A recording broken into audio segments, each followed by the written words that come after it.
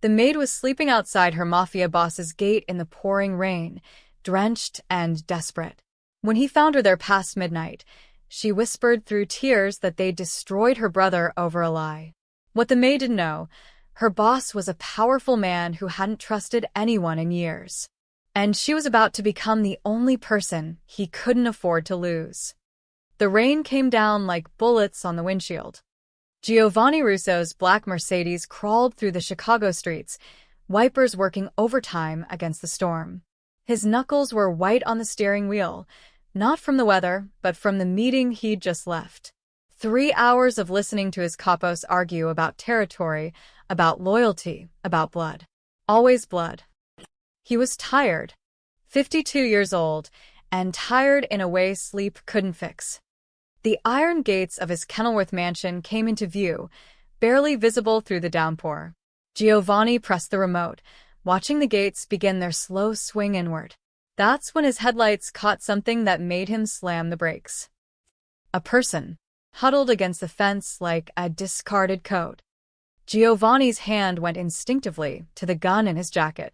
In his world, nothing at your gate past midnight meant anything good. He killed the engine, grabbed his umbrella, and stepped out into the rain. As he got closer, his chest tightened. He recognized the dark hair, even soaked and plastered against her face. Rosa? Rosa Alvarez didn't move. His housemaid, the quiet woman who'd been cleaning his home for 3 years, was curled on the wet pavement in her street clothes, arms wrapped around her knees. Her eyes were open but distant, red-rimmed and hollow. Jesus Christ, Rosa. Giovanni crouched beside her, holding the umbrella over both of them. What are you doing out here? She blinked slowly, as if just realizing he was there. When she spoke, her voice was barely audible over the rain. They fired my brother. Giovanni's mind raced. Brother.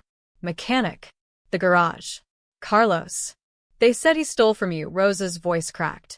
Mr. Russo, my brother's not a thief. He's not. But they fired him, and now, she pressed her palms against her eyes. Now we can't pay for my mother's medication. She has cancer, and the insurance won't cover the new treatment, and Carlos was working double shifts to help, and… Stop! Giovanni held up a hand. The rain hammered against his umbrella. Who told you Carlos stole from me? Mr. Marino, the new garage manager. He called Carlos into the office yesterday, showed him security footage, said auto parts were missing. $10,000 worth. He said you ordered Carlos arrested, that the police were coming, so Carlos should just leave. Something cold settled in Giovanni's gut. Frank Marino had been managing the garage for 6 months. Came highly recommended by one of Giovanni's business partners. But Giovanni hadn't ordered anyone arrested. He hadn't even been told about missing parts. Get up, Giovanni said, extending his hand. Rosa looked at him like he'd spoken another language. I said get up. You're soaked through. You'll catch pneumonia. When she didn't move, Giovanni's voice hardened. Not cruel, but commanding. Rosa, now. She took his hand. Her fingers were ice cold. Giovanni led her through the gates, past the fountain with its stone lions, up the marble steps to the front door. His housekeeper, Mrs. Chun, appeared in the foyer, mouth falling open at the sight of Rosa dripping on the Persian rug. Get her dry clothes, Giovanni ordered. And food. Hot soup, bread, whatever's in the kitchen. Mr. Russo, it's 1 a.m. Then wake up the cook. Mrs. Chun disappeared. Giovanni guided Rosa to his study, a wood-paneled room lined with books he'd inherited but never read. He pointed to the leather chair by the fireplace. Seat. Rosa obeyed, perching on the edge like she might bolt any second. Her teeth were chattering. Giovanni poured 2 fingers of whiskey and pressed the glass into her hands. Drink. I don't. It's not a request. She drank. Coughed. Drank again. Giovanni settled into the chair across from her, studying her face. Rosa was 31, maybe 32. Pretty in an understated way, with intelligent eyes that usually stayed focused on her work. In 3 years, They'd barely spoken beyond good morning and thank you. She cleaned, she left, she never asked questions. That was precisely why he trusted her. Tell me exactly what Marino said, Giovanni commanded. Rosa wrapped both hands around the glass, gathering herself. Carlos called me yesterday afternoon.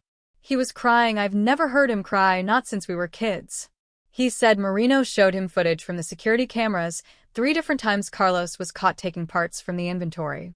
Brake pads, engine components, expensive stuff. Marino said the evidence was clear, that you were furious, that if Carlos didn't resign immediately and disappear, you'd make an example of him. An example, Giovanni repeated slowly. That's what he said. Those exact words. Rosa's voice dropped to a whisper. Mr. Russo, I know what you are. Everyone knows what you are. My brother was terrified. He left town last night. I don't even know where he is. Giovanni stood and walked to his desk. He picked up his phone and dialed a number from memory. It rang 4 times before a groggy voice answered. Sal, it's me. I need you to pull security footage from the North Shore garage. Everything from the past 2 weeks. He paused. I don't care what time it is. I need it within the hour. Another pause. And Sal? Don't tell Marino. Don't tell anyone. He hung up and turned back to Rosa. This footage Marino showed your brother. Did Carlos see it himself, or did Marino just describe it? Rosa frowned, thinking. Marino had it on his computer, but Carlos said the angle was weird. Like the camera was far away. He couldn't see his own face clearly, just someone in his work jacket. The cold feeling in Giovanni's gut turned to ice. He'd been in this business long enough to know a setup when he saw one. The question was why. Carlos Alvarez was nobody, a decent mechanic, quiet, never caused problems. What was the point of framing him? Unless Carlos wasn't the point. Giovanni looked at Rosa, really looked at her.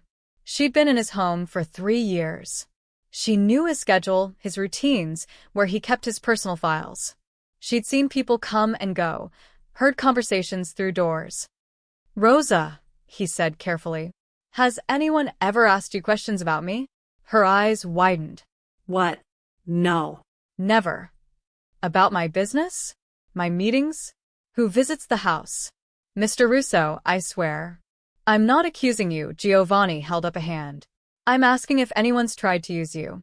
To get information. Rosa shook her head firmly. No one. I don't talk about my work, not even to Carlos. That's the rule you gave me when I was hired, remember? Discretion or dismissal. Giovanni did remember. It was the same rule he gave everyone who entered his private space. Mrs. Chun returned with a tray, soup, bread, cheese, a pot of tea.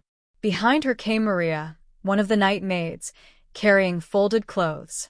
They set everything down without a word and left quickly, closing the study door. Eat, Giovanni said. Rosa picked up the spoon with trembling hands. She took 1 sip of soup, then another. Then suddenly, she was crying again, silent tears streaming down her face as she ate like someone who'd forgotten what food tasted like. Giovanni turned away, giving her privacy. He walked to the window and stared out at the rain-soaked grounds. Beyond the walls, Chicago sprawled in the darkness, a city of secrets and lies. Someone was making a move against him. Someone smart enough to know that framing a nobody mechanic wouldn't get attention, but framing that mechanic to terrorize his sister, a sister who worked in Giovanni's home, that was a message. We can reach into your private life. We can make you doubt the people closest to you. We can make you look weak. The question was, who? Behind him, Rosa had stopped crying. Mr. Russo? Why are you helping me? Giovanni turned from the window. Because no one fires a man under my name without proof, he said. And because if someone's trying to play games with my people, I need to know who and why. He sat down across from her again, leaning forward. Here's what's going to happen. You're staying here tonight.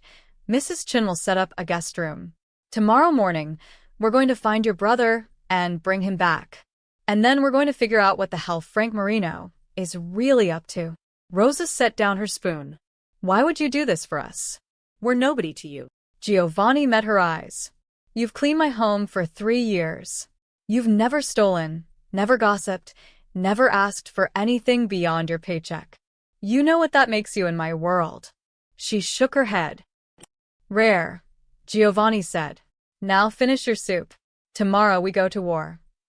Giovanni didn't sleep.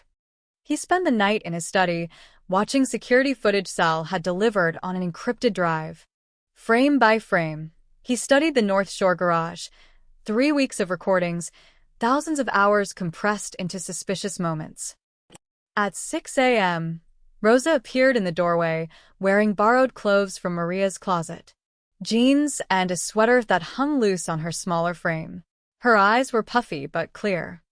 "You should be resting," Giovanni said without looking up from his screen. "I can't." Rosa stepped inside, hovering near the desk. "Did you find something?" Giovanni paused the footage. "Come here." She circled the desk until she stood beside him, close enough that he could smell the lavender soap from the guest bathroom. He pointed at the screen, a grainy image of someone in a mechanic's jacket reaching for a shelf in the parts room. "This is what Marino would have shown your brother. Look at the timestamp." Rosalindin, squinting. 2:15 a.m. Carlos never works nights. Exactly. Giovanni clicked to another clip. "Here's your brother's actual time card from that day. He clocked out at 6 p.m., 14 minutes early, because he had to pick up your mother's prescription." Then who's in the footage? Giovanni zoomed in on the figure's hands. Someone wearing Carlos's jacket. Notice the sleeves, too short. Your brother's what, 6'2"? 6'3". This person's 5'10", maybe 5'11". The jacket doesn't fit. Giovanni pulled up a third video. And watch this. The footage showed the same figure leaving the parts room carrying a box. As they passed under a light, their face caught the camera for a split second before they adjusted their baseball cap. Rosa gasped. "That's not Carlos." "That's..." "Is that Marino?" Giovanni rewound and paused. "That's Frank Marino's nephew, Tommy. He's been working at the garage for 2 months. Same height as the person in the footage. Same build. Why would he frame Carlos?" Giovanni sat back in his leather chair, fingers steepled under his chin. "That's the $10,000 question." Literally, he turned to face her. "Rosa, I need you to tell me everything you know about your brother's work. Who he talked to, who he had problems with, anything unusual in the past few months." Rosa pulled up a chair and sat down, her brow furrowed in concentration. Carlos loved that job. He kept saying it was the best thing that ever happened to him. Good pay, benefits, he could help with mom's bills. He never complained about anyone. Never? She hesitated. "Well, There was one thing. About a month ago, he mentioned that Marino wanted him to do something strange." Giovanni leaned forward. "What kind of strange?" "Marino asked Carlos to install some new tracking systems in the luxury cars, the ones you export overseas." Carlos thought it was weird because the cars already had GPS. Marino said it was a backup system, that you wanted redundancy for the expensive vehicles. Every muscle in Giovanni's body went still. "Did Carlos install them?" He said no. "He told Marino he needed written authorization from you directly before he modified any export vehicles. That's the protocol, right? Nothing gets changed without your signature?" "That's the protocol," Giovanni said slowly. His mind was racing now, connecting dots that formed a picture he didn't like. "What did Marino say?" "He got angry. Told Carlos to stay in his lane, that he was questioning orders. But Carlos stood firm, said he wasn't risking his job over unsigned paperwork. After that, things got tense between them." Giovanni stood abruptly and walked to the window. Dawn was breaking over Lake Michigan, painting the sky in shades of blood orange. "Did your brother tell anyone else about this?" "Just me." He asked if he did the right thing. "He did." Giovanni turned back to her. "Rosa, those tracking devices, they weren't for security. Someone wants to monitor my shipments. Know exactly when and where my cars are moving." "Why?" "So they can intercept them, steal them, or worse, prove I'm using those shipments to move something other than cars." Giovanni's jaw tightened. "Your brother wouldn't play along, so they needed him gone. They framed him, scared him off, and cleared the way to install their spy equipment. Rosa stood up, her hands clenched into fists. Then we have to bring Carlos back. We have to clear his name and stop them. It's not that simple. Why not? You have the evidence right there. Evidence shows Tommy Marino stole the parts, yes. But I don't know who else is involved. I don't know if Frank Marino is working alone or if someone bigger is pulling strings. Giovanni moved to his desk and picked up his phone. If I move too fast, I tip them off. They'll destroy evidence, disappear, regroup. I need to know the full scope before I act. Rosa's voice rose. While you're being careful, my brother's hiding somewhere, terrified and broke, and my mother's running out of medication. We don't have time for careful. Lower your voice, Giovanni said quietly, but there was steel beneath the words. Rosa didn't lower her voice. You said no one fires a man under your name without proof. You said you'd help us. Was that a lie? Was last night just you feeling charitable?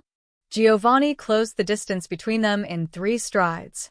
He wasn't a tall man, but he carried the weight of 20 years commanding dangerous people. Rosa took an involuntary step back. I don't lie, Giovanni said, his voice low and hard. And I don't make promises I won't keep. But I also don't survive in my world by being reckless. If I publicly clear your brother right now, whoever's behind this will know I'm onto them. They'll adjust. They'll cover their tracks. And then I'll never find out who tried to infiltrate my operation.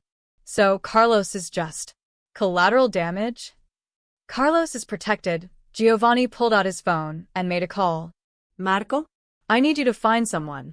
Carlos Alvarez, 34, worked at the North Shore garage. Last seen leaving town 2 nights ago, he paused. I don't care where he is. Find him, bring him somewhere safe, tell him his sister's with me, and he's not in trouble. Do it quietly. He hung up and looked at Rosa. My men will have him by tonight. He'll be safe. Your mother will get her medication delivered today, and you're going to help me figure out what the hell is really happening in that garage. Rosa's anger deflated slightly. Help you how? Giovanni walked back to his desk and opened a drawer, pulling out a thick folder. Frank Marino's employment file. His nephew's file. Security logs, inventory records, shipping manifests for the past 6 months. I need someone with fresh eyes to go through all of it and tell me what doesn't fit. I'm a housekeeper, not an investigator. You're someone who pays attention. Someone who notices when things are out of place. Giovanni held out the folder. Your brother noticed the tracking devices were wrong. Let's see what else your family can catch that my people missed. Rosa took the folder slowly. And if I find something, then you report directly to me. No one else. Not my managers, not my consigliera, not even Mrs. Chin. Giovanni's eyes locked onto hers. Can you do that? Rosa opened the folder, scanning the first page. Numbers, dates, names. I can try. Trying isn't good enough. Either you're with me on this, all the way, or you walk out that door right now with enough money to take care of your mother and forget we ever had this conversation. It was a test. Giovanni watched her face carefully, reading the emotions flickering across it. Fear, determination, anger, hope. Finally, Rosa closed the folder and met his eyes. I don't want your money, Mr. Russo. I want my brother's name cleared. I want whoever did this to pay. A small smile tugged at Giovanni's mouth. Good. Then we understand each other, he gestured toward the door. Mrs. Chin will set you up in the library. You'll work there until you find something, or until I tell you to stop. No one disturbs you. No one questions what you're doing. As far as anyone knows, you're reorganizing my files. Rosa moved toward the door, then stopped. Mr. Russo? Why are you really doing this? You could just fire Marino and his nephew. Write off the parts as a loss, move on. Giovanni poured himself a fresh cup of coffee from the pot on his desk. Because 20 years ago, someone framed my younger brother for something he didn't do. I believed the evidence. I didn't ask enough questions. He took a sip, the coffee bitter on his tongue. By the time I learned the truth, he was already dead. So when someone tries the same play in my house, I don't write it off. Rosa's expression softened. I'm sorry. Don't be sorry. Just find me answers. She nodded and left, the folder tucked under her arm. Giovanni returned to the window, watching the sun climb higher over the city. Somewhere out there, someone thought they were smart enough to outplay him. Thought they could sneak into his operation, plant their spies, steal his shipments. They were wrong. But they were also bold. And bold enemies were the most dangerous kind. Giovanni arrived at the North Shore garage at 7:30 a.m. unannounced. His Mercedes pulled into the employee lot, and he watched through tinted windows as mechanics froze mid-task, cigarettes dangling from lips, coffee cups suspended in air. Word spread like wildfire through the bay doors. The boss is here. Frank Marino appeared within 30 seconds, jogging across the lot while tucking in his shirt. He was a thick-necked man in his 40s with slicked-back hair and a smile that showed too many teeth.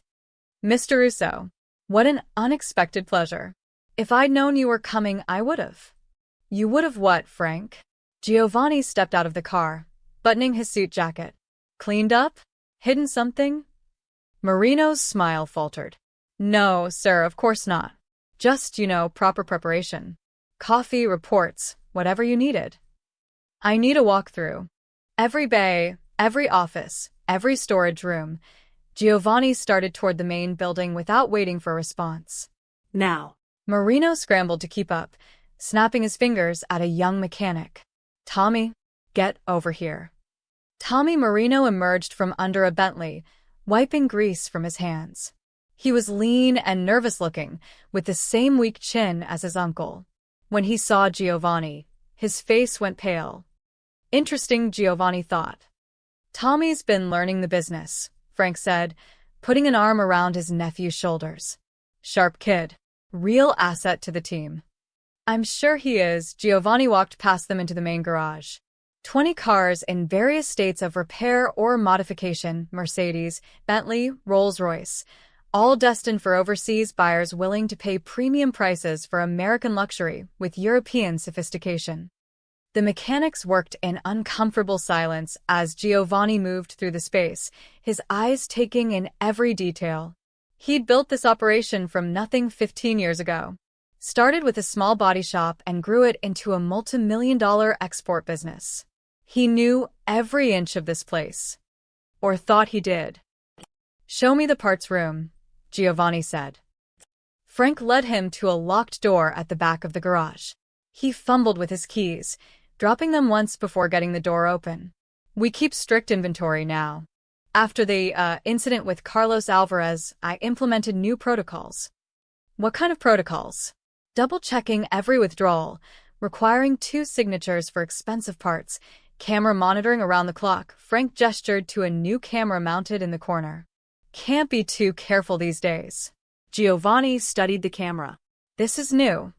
Installed it last week. After we discovered the theft.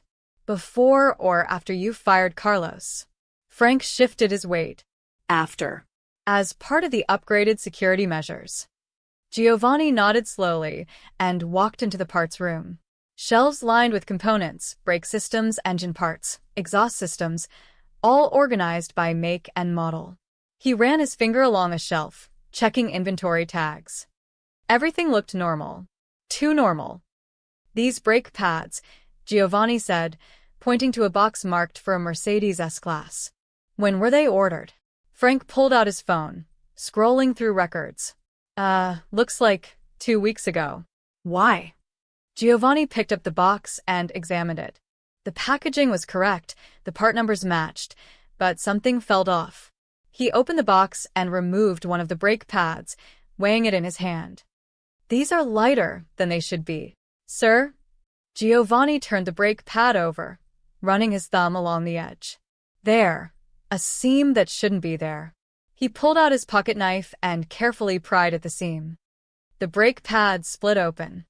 Inside, nestled in a hollow cavity, was a small electronic device the size of a quarter. LED lights blinked green. Frank's face went from confused to shocked. What the hell is that? Giovanni didn't answer. He grabbed another box, opened it, checked the parts. Same modification. He moved to the engine components, air filters, fuel injectors, oil pans. Every high-end part had been hollowed out and fitted with identical devices. "Someone's been busy," Giovanni said quietly. "I don't understand," Frank stammered. "Those parts came directly from our suppliers." "We didn't, Tommy. Did you see anything like this?" Tommy had gone from pale to gray. "No, Uncle Frank. I swear, I had no idea." Giovanni turned the device over in his palm, studying it.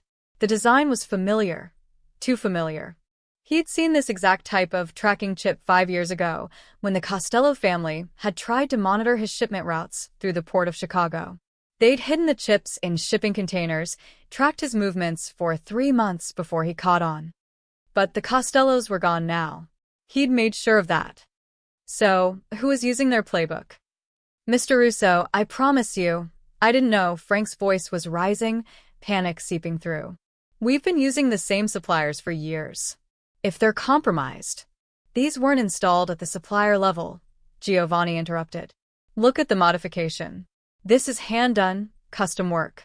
Someone here in this garage has been taking legitimate parts, hollowing them out, installing these chips, and putting them back on the shelves. That's impossible. I would have noticed. Would you?" Giovanni fixed Frank with a hard stare. "You just told me you installed new cameras last week. These modifications took weeks of work, maybe months. Where were your cameras before?" Frank's mouth opened and closed like a fish. We had the standard system. But after Carlos. After you framed Carlos," Giovanni said it flatly, watching Frank's reaction. "I didn't frame anyone. Carlos was caught on camera." Carlos was convenient. Giovanni pocketed the tracking device. Someone needed a scapegoat, someone to take the fall and disappear so the real work could continue undisturbed. Carlos wouldn't play along with unauthorized modifications, so he had to go. Tommy made a small noise in the back of his throat. Giovanni turned to him. "You have something to say, Tommy?" "And no, sir." "Then why do you look like you're about to vomit?" "He's just upset," Frank cut in. "We all are. The idea that someone's been sabotaging your operation right under our noses." "Shut up, Frank." Giovanni moved closer to Tommy. "I've been doing this a long time, kid. I know what guilt looks like, what fear looks like. Right now, you're wearing both." Tommy's hands were shaking. "I didn't know what they were for. I swear I thought."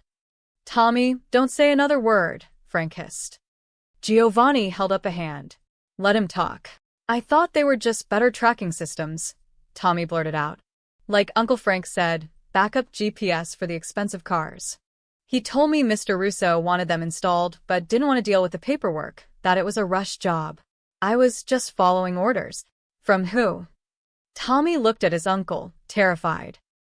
"From me," Frank said, his voice hollow. "But I was following orders too." Giovanni's hand moved to his jacket. Not for his gun. Not yet, but the implication was clear. "Whose orders, Frank?" Frank's face was sweating now, his earlier confidence completely evaporated.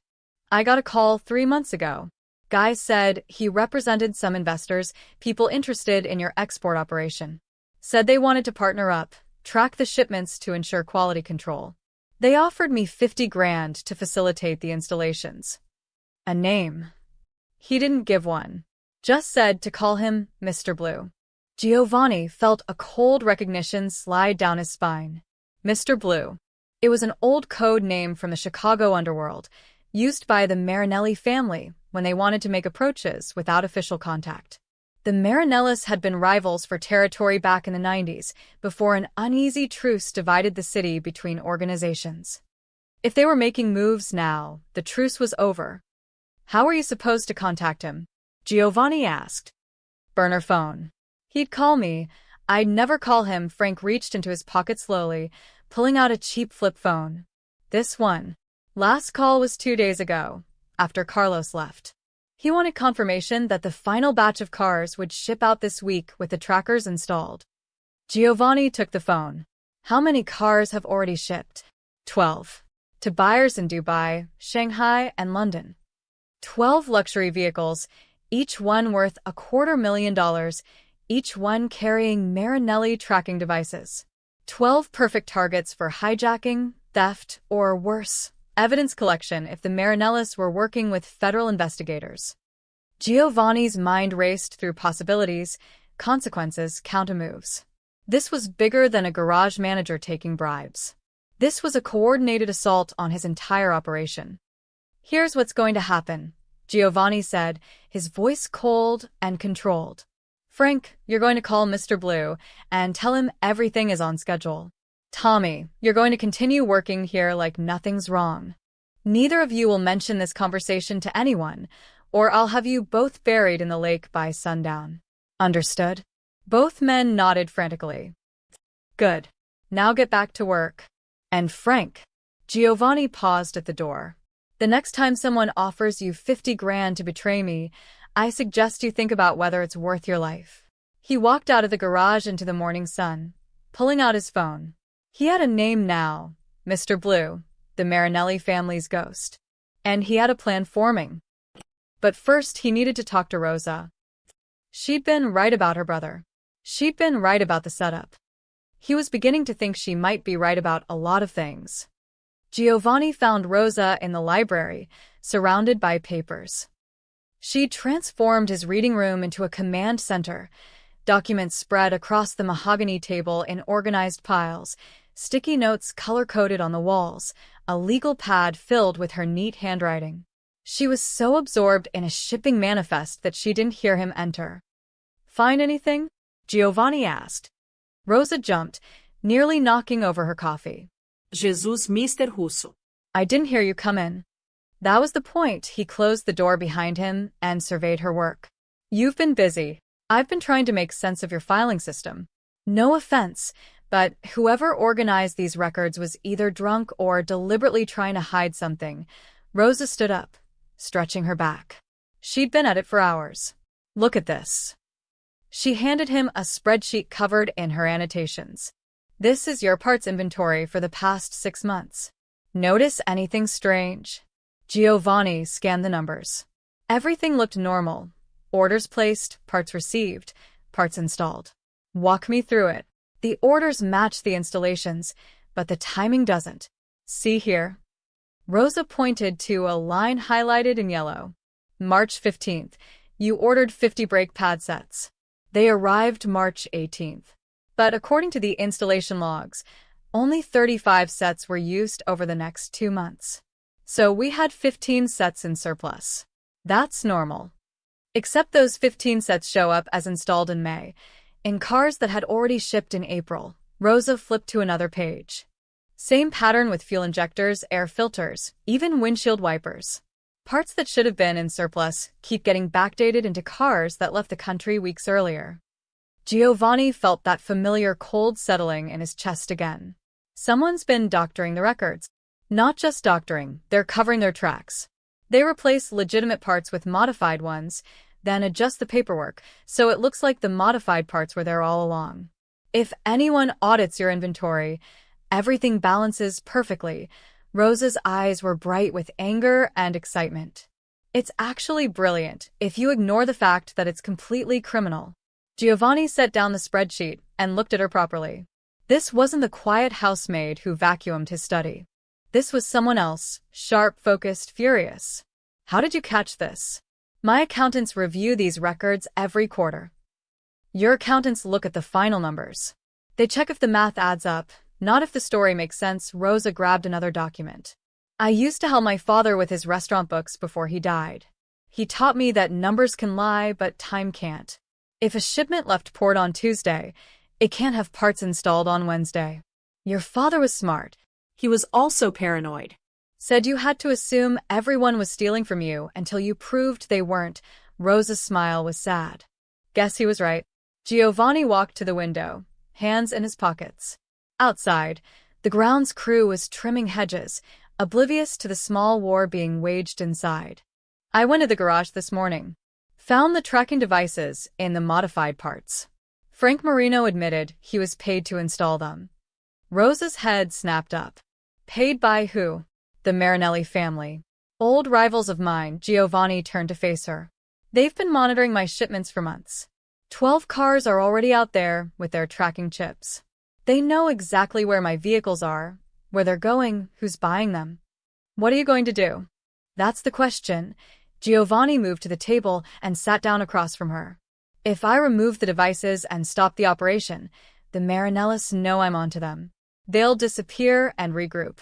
If I let it continue, they could be planning anything: theft, blackmail, setting me up for federal charges. So, you need a third option. I need leverage. Information they don't know I have. Giovanni leaned back in his chair. Which brings me to you. Rosa's expression became guarded. What about me?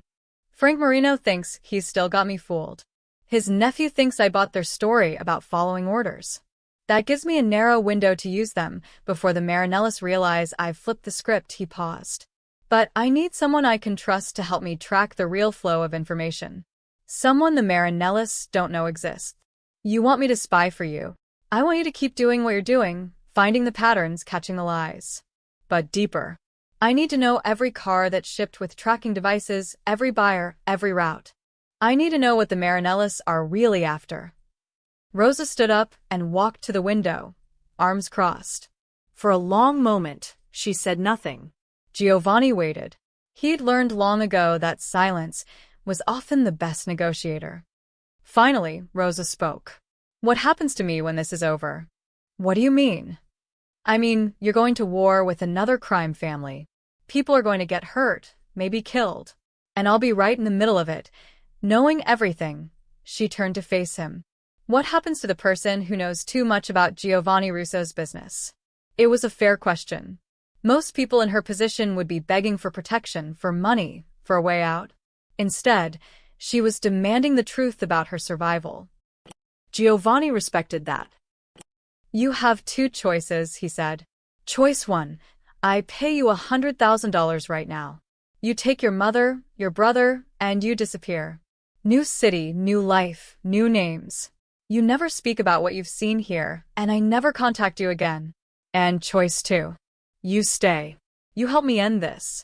And when it's over, I clear your brother's name publicly. I give him his job back with double the salary and make him head mechanic. Your mother gets full medical coverage through my private insurance, best doctors, best treatment, whatever she needs. And you, Giovanni paused. You work for me directly. Not as a maid. As an analyst. Someone who keeps my books honest and catches the snakes before they bite. Rosa's eyes narrowed. Why would you do that? Because in 3 years, you never asked me for anything. You did your job, kept your head down, earned your money honestly. Then when your family was threatened, you didn't run to my enemies or the police. You slept on the street outside my gate because you believed I was the only one who could help. Giovanni stood up. You know what that tells me? That you understand loyalty. Real loyalty. Not the kind bought with cash or fear, but the kind built on principle. You don't even know me. I know you better than you think. I know you worked 3 jobs after your father died to keep his restaurant open until you couldn't anymore. I know you send half your paycheck to your mother even when you can barely afford rent. I know Carlos looks up to you like you're his parent, not his sister. Giovanni moved closer. I run background checks on everyone who enters my home, Rosa. I knew your whole life story before you cleaned your first room. Rosa's jaw tightened. Then you know I don't trust people like you. People like me? People who hurt others for money. Who break laws like their suggestions. Who make people disappear. Her voice was steady, but hard. My father used to say the mob was a disease. That men like you poison everything you touch. Your father was right, Giovanni said quietly. We do poison things.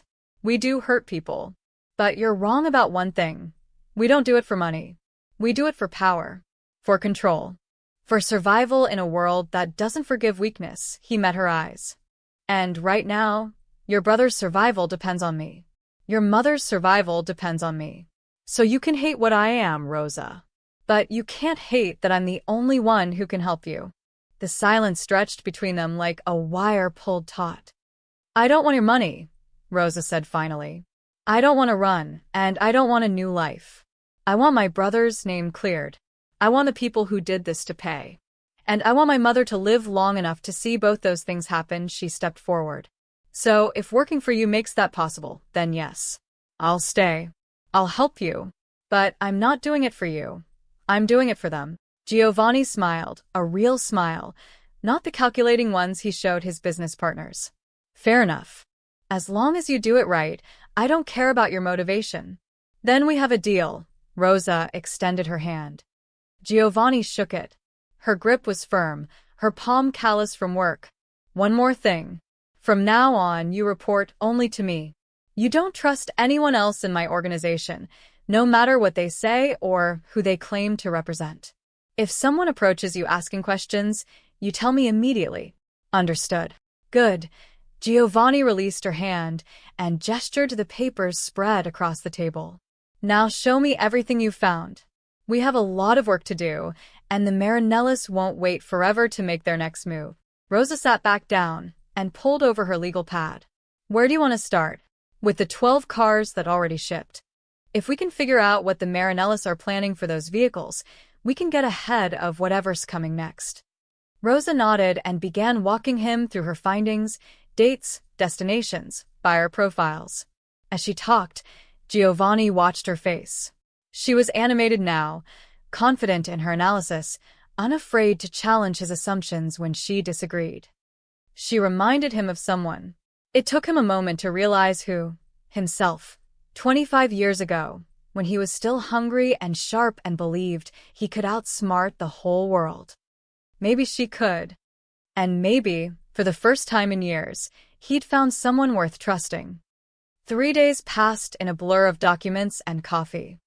Rosa worked 16-hour shifts in the library, breaking only when Mrs. Chun insisted she eat something.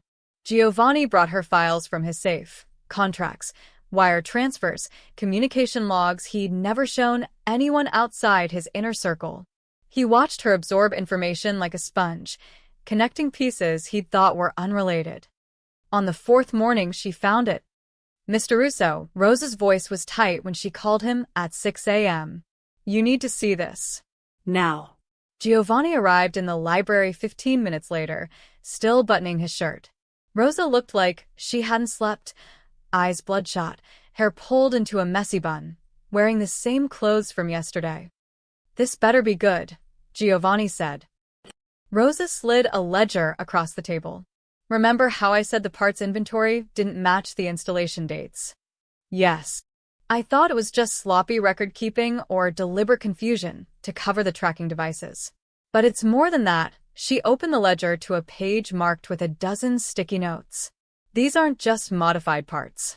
These are phantom purchases. Giovanni sat down and studied the entries. Explain. Look at April 23rd. Your garage ordered $3,000 in brake components from Mitchell Auto Supply. The order was approved, paid for, received, and installed. Everything documented perfectly. So I called Mitchell Auto Supply yesterday, pretending to be your accountant verifying records for tax purposes. They have no record of selling you anything on April 23rd.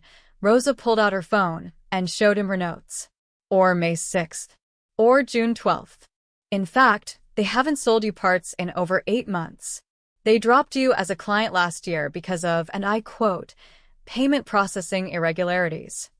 Giovanni's eyes narrowed. Someone's been creating fake purchases. Not just fake purchases. Look at the payment records. Rosa flipped to another section, her finger tracing down a column of numbers. Every phantom purchase was paid through wire transfer to an account at Chicago Metro Bank. Same account number, different vendor names. How much total? Rosa had already calculated it. In 6 months? $217,000. Giovanni sat back, processing. Someone inside his organization had been siphoning money, disguising it as legitimate parts purchases, funneling it to a single account. Did you trace the account? I tried. Chicago Metro wouldn't give me information without a warrant or account holder authorization. But I found something else. Rosa's voice dropped. The wire transfer authorizations? They're all digitally signed with Frank Marino's credentials. Frank's stealing from me. Maybe. Or someone's using his credentials to make it look like Frank's stealing from you. Rosa pulled out another document. A personnel file. Frank Marino started working for you 6 months ago, right when these phantom purchases began. His resume says he managed a garage in Detroit for 10 years before that. I verified his employment history personally. Did you call his references, or did your HR person? Giovanni's jaw tightened. My HR person? Who hired your HR person? My consigliera, Vincent. Giovanni stood up and walked to the window. Vincent Calabrese had been with him for 15 years. Loyal, careful, smart. You think Vincent's compromised? I think someone very smart is setting up a trail of evidence that leads to Frank Marino, who got his job through someone in your organization, who's stealing money using vendor names that can't be easily verified. Rosa stood up and joined him at the window. It's a shell game, Mr. Russo. Every time you lift one shell, you find another shell underneath. And I think that's the point. Keep you chasing your own people while someone else makes their real move. Giovanni turned to look at her. What real move? I don't know yet. But $200,000 isn't enough money for the Marinellis to risk war with you. The tracking devices alone cost more than that to develop and install. They're spending money to make this operation work, not stealing it from you. Rosa returned to the table and pulled out a map of the United States marked with colored pins. So I started thinking, what if the money isn't the goal? What if it's just noise? She pointed to the map. Your 12 exported cars went to 6 different buyers across 3 countries. But before they shipped internationally, they all moved through the same domestic port, Baltimore. Every single one spent between 3 to 7 days in a warehouse owned by Atlantic Logistics. Giovanni studied the map. Atlantic Logistics is a subsidiary company I use for temporary storage. It's clean, been working with them for years. Who recommended them to you? Giovanni's mind raced back. Vincent. He said they offered better rates than our previous contractor. When did you start using them? 6 months ago. Rosa let that sink in. Same timeline as Frank Marino. Same timeline as the Phantom purchases. Same timeline as the tracking devices. She grabbed her legal pad and flipped to a page covered in her handwriting. I looked up Atlantic Logistics. It's owned by a holding company called Chesapeake Maritime, LLC. Chesapeake Maritime is owned by another shell company in Delaware. That company is owned by a trust in the Cayman Islands. I hit a wall there. Couldn't trace it further without legal subpoenas. But you have a theory. The Marinellis own Atlantic Logistics. Or at least, they control it somehow.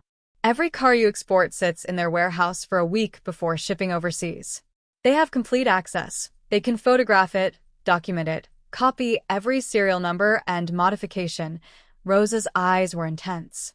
Mr. Russo, what if they're not planning to steal your cars? What if they're building a case? The words hit Giovanni, like a punch. Federal case. Think about it. They track your vehicles, document every sale, prove a pattern of high-value exports. Meanwhile, they create a paper trail showing financial irregularities in your organization, phantom purchases, money laundering through fake vendors. They even have a fall guy ready in Frank Marino, who can testify that he was just following orders from you. Giovanni's hands clenched into fists. They're setting me up for a RICO prosecution. Or they're giving the FBI everything they need to get a warrant. Once federal agents raid your operation, the Marinellis swoop in and take over your territory while you're fighting legal battles. Rosa's voice was grim. You'd be looking at 20 years in prison, Mr. Russo. Your whole empire would collapse. Giovanni moved to his desk and poured himself a whiskey despite the early hour. His mind was racing through scenarios, contingencies, countermoves. The Marinellis weren't just attacking his business. They were trying to end him permanently. How confident are you in this theory? He asked. 70%. Maybe 80%. The pieces fit too perfectly to be coincidence. Rosa joined him at the desk. But I can't prove it without accessing those shell companies, and I don't have the resources for that. I do. Giovanni pulled out his phone and dialed. Sal? I need you to trace a company for me. Chesapeake Maritime LLC. I want to know every board member, every transaction, every connection to the Marinelli family. I don't care what it costs or who you have to bribe. He paused. And Sal? Do it off the books. Don't use our normal investigators. I don't know who I can trust right now. He hung up and looked at Rosa. She was watching him with an expression he couldn't quite read, part fear, part determination, part something else. What? Giovanni asked. You're really going to take on the Marinellis and possibly the FBI? I don't have a choice. They made the first move. Now I have to respond. Rosa bit her lip. Mr. Russo, I need to ask you something, and I need an honest answer. Ask, are you guilty? Of the things they might accuse you of? Money laundering, illegal exports, organized crime. She held his gaze. Because if I'm helping you cover up actual crimes, I need to know what I'm getting into. It was a brave question. Most people in his world never asked directly, they just assumed and looked the other way. Giovanni set down his glass. I export luxury cars to wealthy buyers. Sometimes those buyers have questionable backgrounds. Sometimes the money they pay me has traveled through questionable channels. But I don't launder drug money, I don't traffic weapons, and I don't kill people unless they try to kill me first. He moved closer. Am I a saint? No. Am I guilty of everything the Marinellis are planning to accuse me of? Also no. The truth is somewhere in the middle, and that's where most people live. Rosa nodded slowly. Okay. Okay, you believe me? Or, okay, you're still helping? Both, she crossed her arms. My father used to say there's a difference between breaking rules and breaking people. You might break rules, Mr. Russo, but you haven't broken me or my family. The Marinellis tried to. So, until this is over, I'm on your side. Giovanni felt something shift in his chest. Respect, gratitude, something dangerously close to trust. Then let's get back to work. Because if the Marinellis are building a federal case, we need to dismantle it before they can file. And we need to do it without anyone knowing we're onto them. Rosa picked up her legal pad. Where do we start? With the warehouse. If Atlantic Logistics is the key, we need to know exactly what they're doing with my cars before they ship. Giovanni pulled out a map of Baltimore. Time for a field trip. Rosa's eyes widened. You want me to go to Baltimore with you? You're the one who found the connection. You're the one who knows what to look for. Giovanni folded the map. Besides, I need someone I can trust watching my back. My own people might be compromised, but you're a ghost to the Marinellis. They don't know you exist. When do we leave? Tomorrow morning. Pack light. Giovanni headed for the door, then stopped. Rosa? You did good work here. Better than good. You just might have saved my life. Rosa allowed herself a small smile. Don't thank me yet, Mr. Russo. We still have to prove it. The drive to Baltimore took 7 hours. Giovanni insisted on driving himself, no chauffeur, no security detail, just him and Rosa, in an unmarked sedan borrowed from a friend who owed him favors. They left at dawn, the Chicago skyline disappearing in the rearview mirror as they headed east through Indiana and Ohio.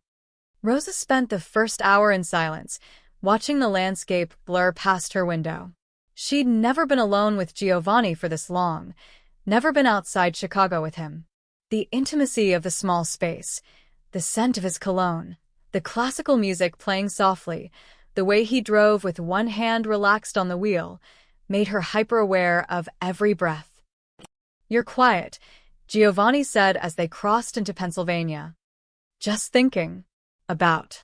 Rosa turned to look at him. In the morning light, he looked older than his 52 years. Lines etched deep around his eyes, gray threading through his dark hair. But there was something solid about him, dependable. About how I went from cleaning your house to investigating federal conspiracies in less than a week. Giovanni's mouth quirked. Life moves fast when you're paying attention. Is it always like this in your world? This constant chess game? Yes. Except in chess, you see all the pieces. In my world, half of them are hidden, and some of them switch sides mid-game. He merged onto I-76, heading toward the Allegheny Mountains. You get used to it or you get dead. That's comforting. I'm not here to comfort you, Rosa. I'm here to teach you how to survive. They stopped for lunch at a diner outside Pittsburgh, a greasy spoon with checkered floors and waitresses who called everyone Han. Giovanni ordered coffee and a burger. Rosa got soup, her stomach too knotted to handle anything heavier. Tell me about your brother, Giovanni said while they waited for food. Rosa stirred her water with a straw. Why? Because I'm trusting him with a position in my organization once this is over. I should know more than what's in his file. Rosa considered this. Carlos is the good one. Always has been. When our father died, Carlos was 16. Could have gone either way, you know. Joined a gang, started dealing, done what a lot of kids in our neighborhood did. But he didn't. He worked at a body shop after school, learned mechanics from scratch, saved money for community college. That's discipline. That's fear, Rosa corrected. He watched our father work himself to death trying to keep the restaurant open. Watched the stress eat through him until his heart gave out at 49. Carlos swore he'd never let that happen to our family again. So he became the responsible one.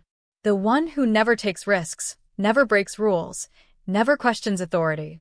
Until Frank Marino asked him to install unauthorized tracking devices. Exactly. That's how I knew he was telling the truth about being framed. Carlos wouldn't risk his job over principle. He'd just do what he was told and cash his paycheck. The fact that he refused means something was deeply wrong. Rosa's voice softened. He called me that night, crying. Said he felt like he'd failed us. I told him he did the right thing. 2 days later, he was fired.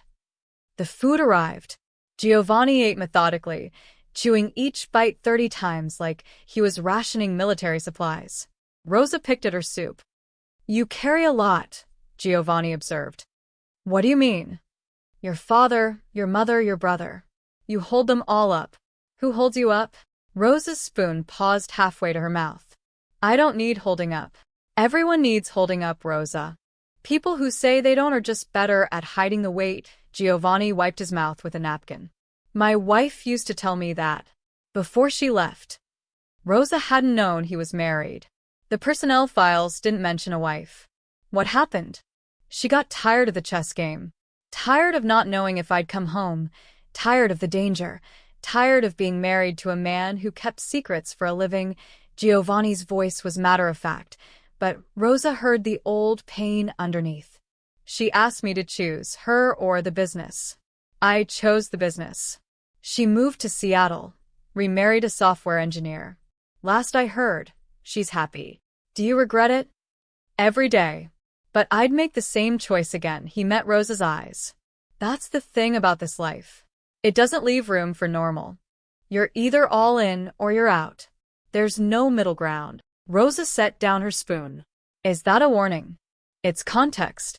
You're getting deeper into my world, Rosa. Once you cross certain lines, you can't uncross them. People will know you work for me. They'll treat you differently, some with respect, some with fear, some with violence. Your old life, the one where you were just a housekeeper, that's gone now. I know. Do you? Giovanni leaned forward.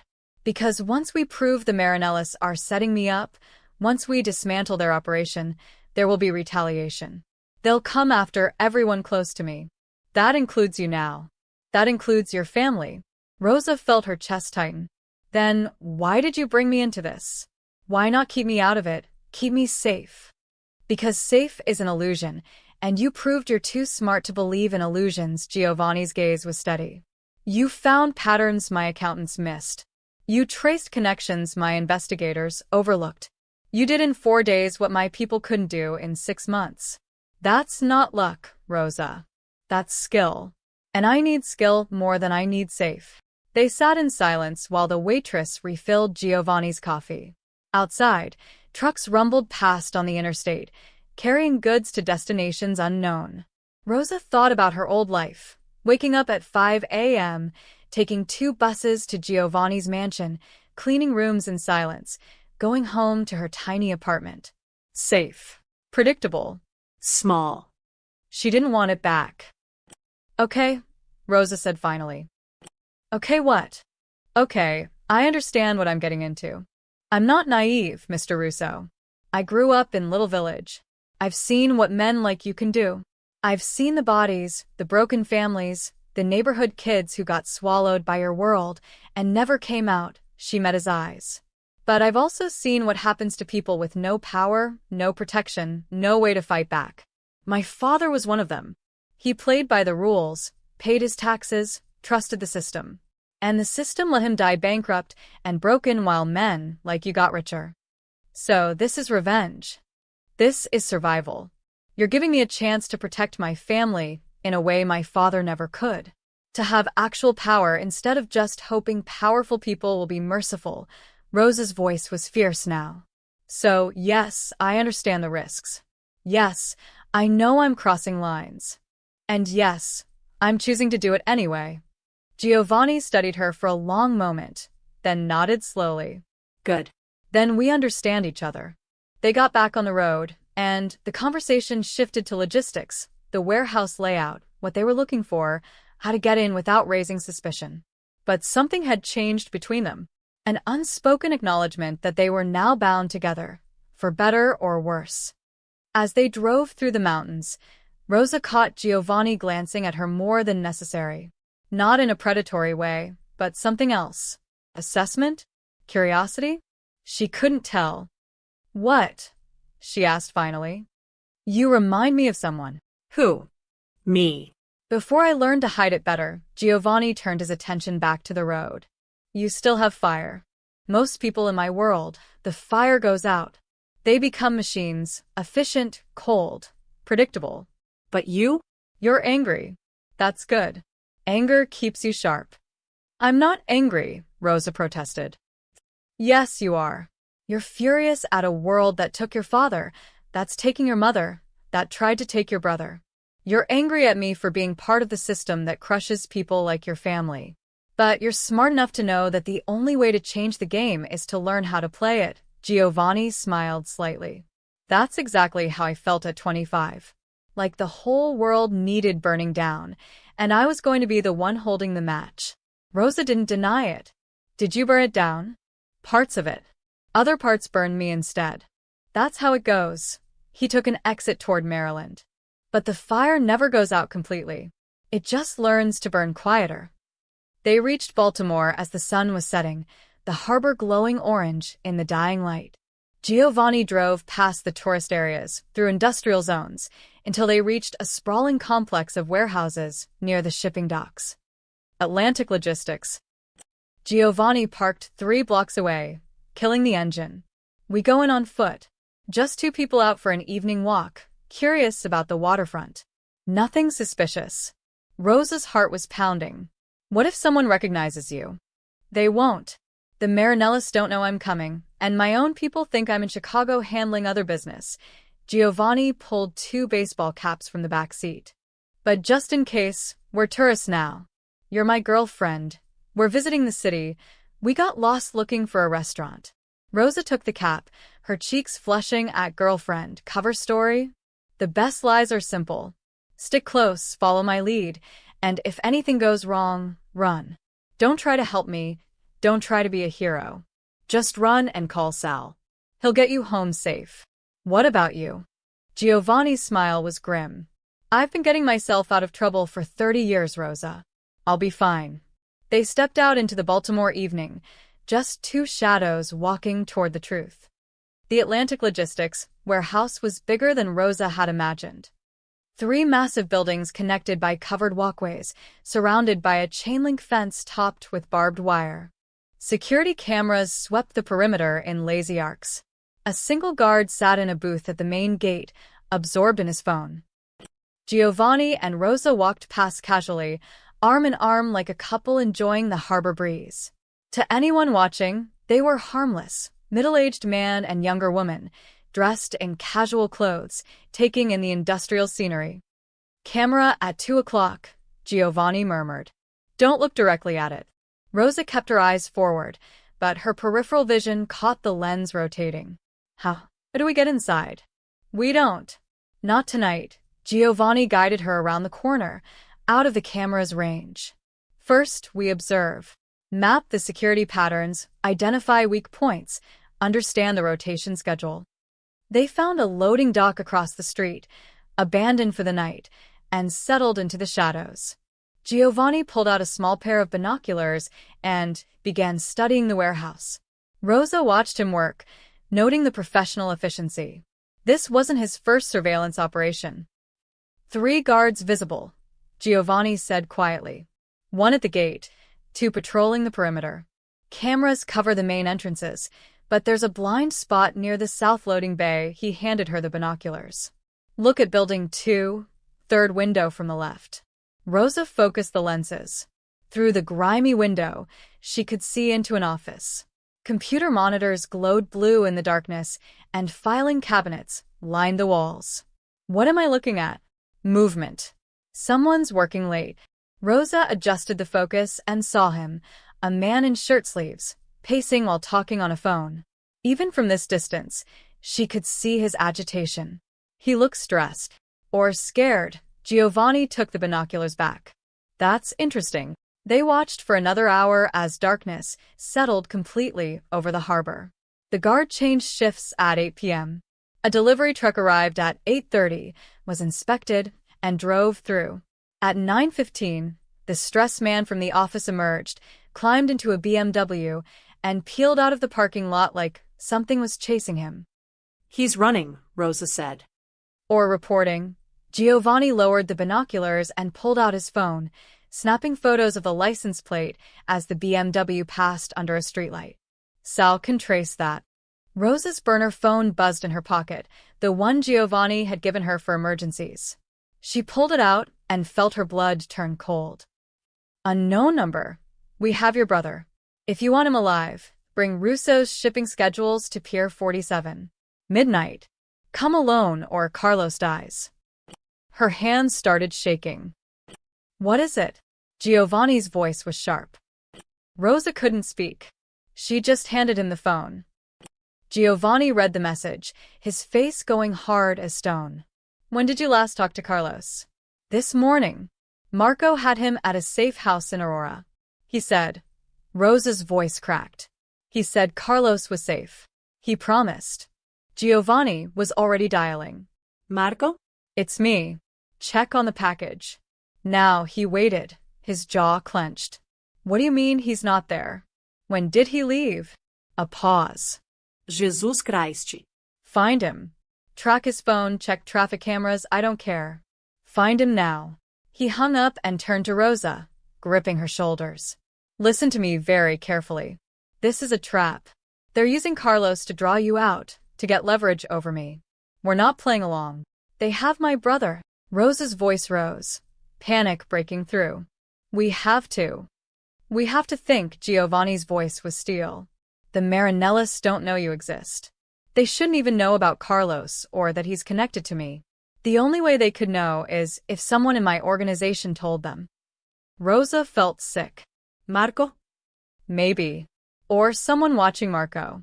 Either way, they've been tracking our moves. Giovanni pulled her deeper into the shadows as a car drove past.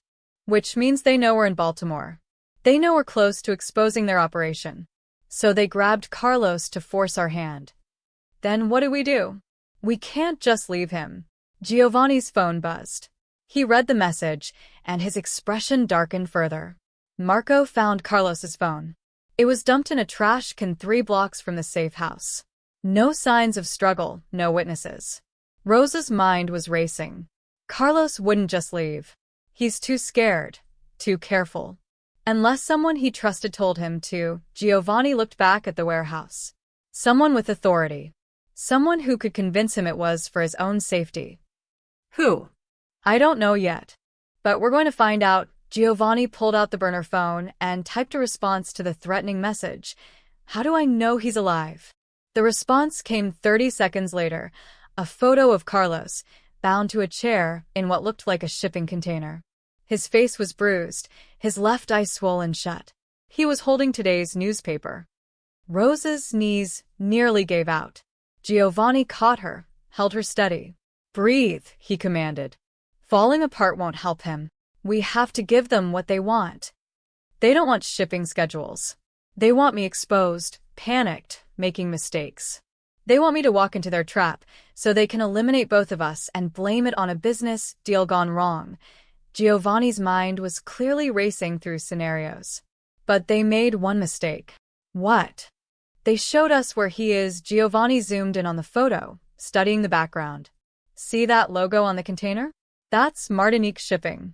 They only operate out of 2 ports on the East Coast, Newark and Baltimore. You think he's here? I know he is. They're not going to transport a hostage across state lines. Too risky, too much exposure. They grabbed him in Chicago, flew him here private, and they're holding him close to their operation. Giovanni was already moving, pulling Rosa with him back toward their car. Which means he's probably in one of these warehouses right now. Rosa's fear transformed into something sharper. Then we get him back. We will. But not by walking into their trap. Giovanni unlocked the car and slid into the driver's seat. We're going to do what they don't expect. We're going in now, while they're waiting for us at Pier 47. Now? But the guards, the cameras, will be focused on perimeter security, not internal. They're not expecting an assault on their own warehouse. Giovanni started the engine. I need to make some calls.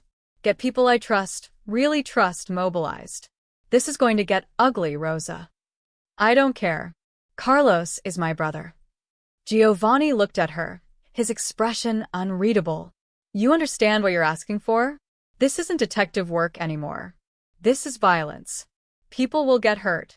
People will probably die. Rosa thought of Carlos's swollen face, his terrified eyes. She thought of her mother, dying of cancer while her children fought for survival. She thought of her father, who'd played by the rules and ended up broken. Then they should have thought of that before they took my brother, Rosa said, her voice cold and clear. Giovanni smiled, not a warm smile, but one of recognition. All right then, let's go to war. He drove them to a cheap motel 10 minutes away and checked in under a fake name. In the room, he made call after call, summoning people Rosa had never heard of.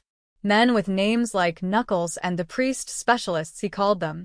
Problem solvers. While Giovanni coordinated, Rosa paced the small room, her mind cycling through worst-case scenarios. What if they were too late? What if Carlos was already dead? What if this was all a distraction from something worse? Rosa, Giovanni's voice cut through her spiral. Come here. She moved to the table where he'd spread out a hand-drawn map of the warehouse complex. My people will be here in 2 hours. We hit them at 11 p.m., 1 hour before their supposed meeting at Pier 47. While they're preparing for us there, we'll be extracting Carlos here. He pointed to Building 2. This is where they're holding him. I'm 90% certain based on the photo background and the fact that it's the most secure building. 6 entry points, 2 of which are accessible without triggering alarms if you know what you're doing. Which you do. Which I do, Giovanni met her eyes. But here's the deal. You're not coming inside. You stay in the getaway car with Sal. Once we have Carlos, we move fast. No heroics, no dilas. You understand? No, Rosa crossed her arms. I'm coming in. Absolutely not. He's my brother. I'm not sitting in a car while you risk your life for him. Rosa, these are dangerous men with guns. You have no training, no experience. I have motivation. And I have this. Rosa pulled up her shirt slightly, revealing a small handgun tucked into her waistband. Giovanni's eyes widened. Where the hell did you get that? My father's restaurant. He kept it under the register after the 3rd robbery. I've been carrying it since the night you found me at your gate. Rosa's jaw was set. I know how to shoot. My father made sure both his kids knew how to protect themselves. Giovanni stared at her for a long moment, then ran his hand through his hair. You're insane. I'm committed. There's a difference. If you come, you follow my orders exactly. No improvisation, no acting on emotion. Can you do that? Rosa nodded. Say it. I'll follow your orders exactly. Giovanni looked like he wanted to argue further, but his phone buzzed. He read the message, and his expression shifted. My people are in position early. We move in 30 minutes. Rosa checked her father's gun, ensuring it was loaded. Her hands were steady now, the fear burned away by cold determination. Giovanni watched her, and something in his expression softened. Your brother's lucky to have you. No, Rosa said, sliding the gun back into her waistband. He's unlucky that we live in a world where this is necessary. But since we do, yeah. I'm not letting him face it alone. Giovanni nodded once, respect clear in his eyes. Then let's bring him home. 10 minutes before the operation, Rosa's phone buzzed again. Different number, same threat, change of plans. Bring Russo to Pier 47 now. Proof of life expires in 15 minutes. Attached was a new photo, Carlos, beaten worse than before, blood running from his nose. Someone was holding a gun to his head. Rosa's stomach dropped. Giovanni. He was checking his weapon, a matte black pistol he'd pulled from a hidden compartment in the car. When he saw her face, he knew. What now? She showed him the message. Giovanni's expression darkened as he studied the photo. They're getting nervous. Pushing up the timeline means they know something's wrong. Or they're going to kill him. Rosa grabbed his arm. We don't have 2 hours. We barely have 15 minutes. It's a bluff. They won't kill him until they have what they want. You don't know that. Rosa's voice cracked. Look at his face, Giovanni. They're beating him to prove a point. What if the next photo is him dead? Giovanni pulled away and walked to the window, his jaw working. Outside, 3 black SUVs had pulled into the motel parking lot, his people armed and ready. But they were positioned for a coordinated assault on the warehouse, not a hasty rescue at a secondary location. Rosa's phone buzzed again. 14 minutes. We have to split up, Rosa said suddenly.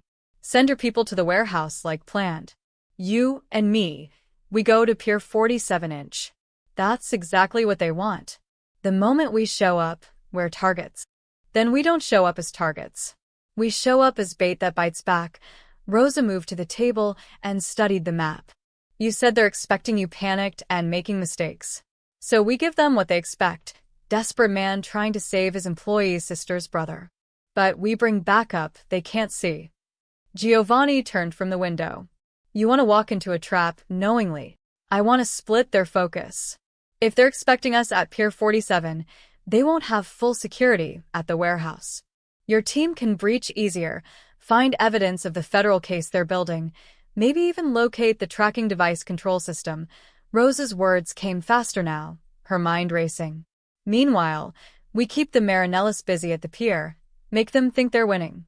Once your team secures the warehouse, they come to us as backup. That's insane. We'd be outnumbered and outgunned for at least 20 minutes. So we survive for 20 minutes. Rosa met his eyes, her fear crystallizing into something harder. You said no one fires a man under your name without proof. You said you'd help clear Carlos. Well, now I'm asking you to prove it. Not with careful planning or safe strategies, but with the same kind of loyalty you demand from your people. The silence stretched between them, heavy with implications. Giovanni's phone rang. He answered, listening, then said, Change of plans, Sal. I need 3 men at Pier 47 in 10 minutes. Hidden positions, sniper coverage if possible. Everyone else hits the warehouse as scheduled. He paused. Because I'm about to do something stupid, and I need insurance. He hung up and looked at Rosa. You understand what you're asking? If this goes wrong, we both die. Carlos dies. And the Marinellis get away with everything.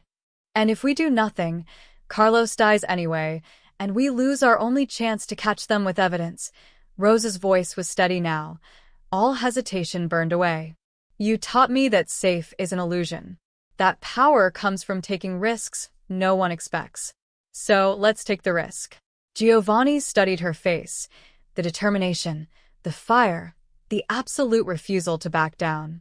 He saw himself in her again, the version of him that still believed in something beyond survival. All right, he said finally. We do it your way. But I'm driving, and you do exactly what I say when we get there. No heroics. No heroics, Rosa agreed. They moved fast.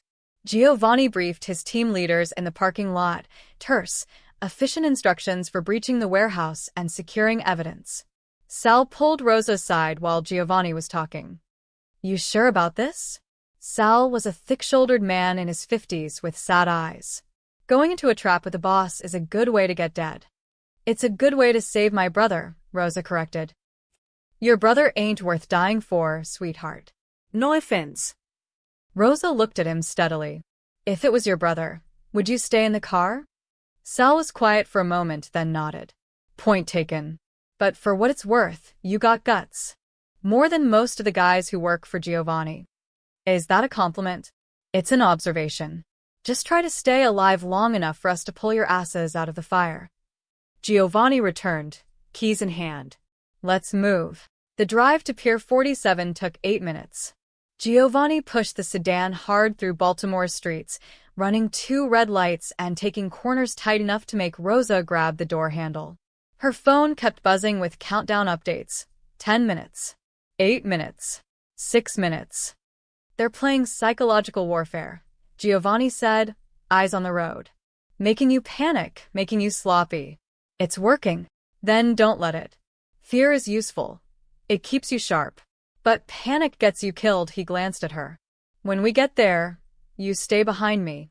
You don't draw your weapon unless I tell you to. You don't engage unless there's no choice. Your job is to identify Carlos and confirm he's alive. My job is everything else. What if they separate us? They won't. I'm their real target. You're just leverage. Giovanni turned onto a road leading to the industrial waterfront. But if something goes wrong, if I tell you to run, you run. No arguments, no looking back. You get to Sal, and you let him handle it. I'm not leaving you. Yes, you are. Because if both of us die, there's no one to tell the truth about what the Marinellas did. Someone needs to survive this, Rosa. Someone needs to win. They pulled into Pier 47 with 3 minutes to spare. The pier was a graveyard of rusted shipping containers and abandoned cranes, lit by flickering sodium lights that turned everything sickly yellow. At the far end, near the water, 3 black SUVs were parked in a semicircle, their headlights creating a makeshift arena. Men with guns stood in the shadows. Rosa counted at least 8 of them. That's a lot of firepower for a simple exchange, she whispered. That's because they're not planning an exchange. They're planning an execution. Giovanni reached under his seat and pulled out a Kevlar vest. Put this on. What about you? I'm already wearing one. Put it on, Rosa. Now. She struggled into the vest, her hands clumsy with adrenaline. Giovanni checked his weapon one more time, chambered a round, and looked at her. Whatever happens in the next 20 minutes, I want you to know something. What? You were right. About loyalty, about taking risks, about not letting fear make your decisions. His expression was softer than she'd ever seen it. You remind me why I got into this business in the first place. Not for money or power, but because I wanted to protect people who couldn't protect themselves. I'd forgotten that. So, thank you. Rosa's throat tightened. Don't talk like we're about to die. I'm talking like we're about to fight. There's a difference, Giovanni smiled grimly. Ready. Rosa checked her father's gun one more time, feeling its weight. Ready. They stepped out of the car. The men in the shadows moved forward, forming a corridor toward the center of the arena. At the far end, illuminated by headlights, Carlos sat tied to a chair, barely conscious, his face a mask of blood and bruises. Standing behind him, gun pressed to Carlos's head, was a man in an expensive suit. Even from a distance, Rosa could see his cold smile.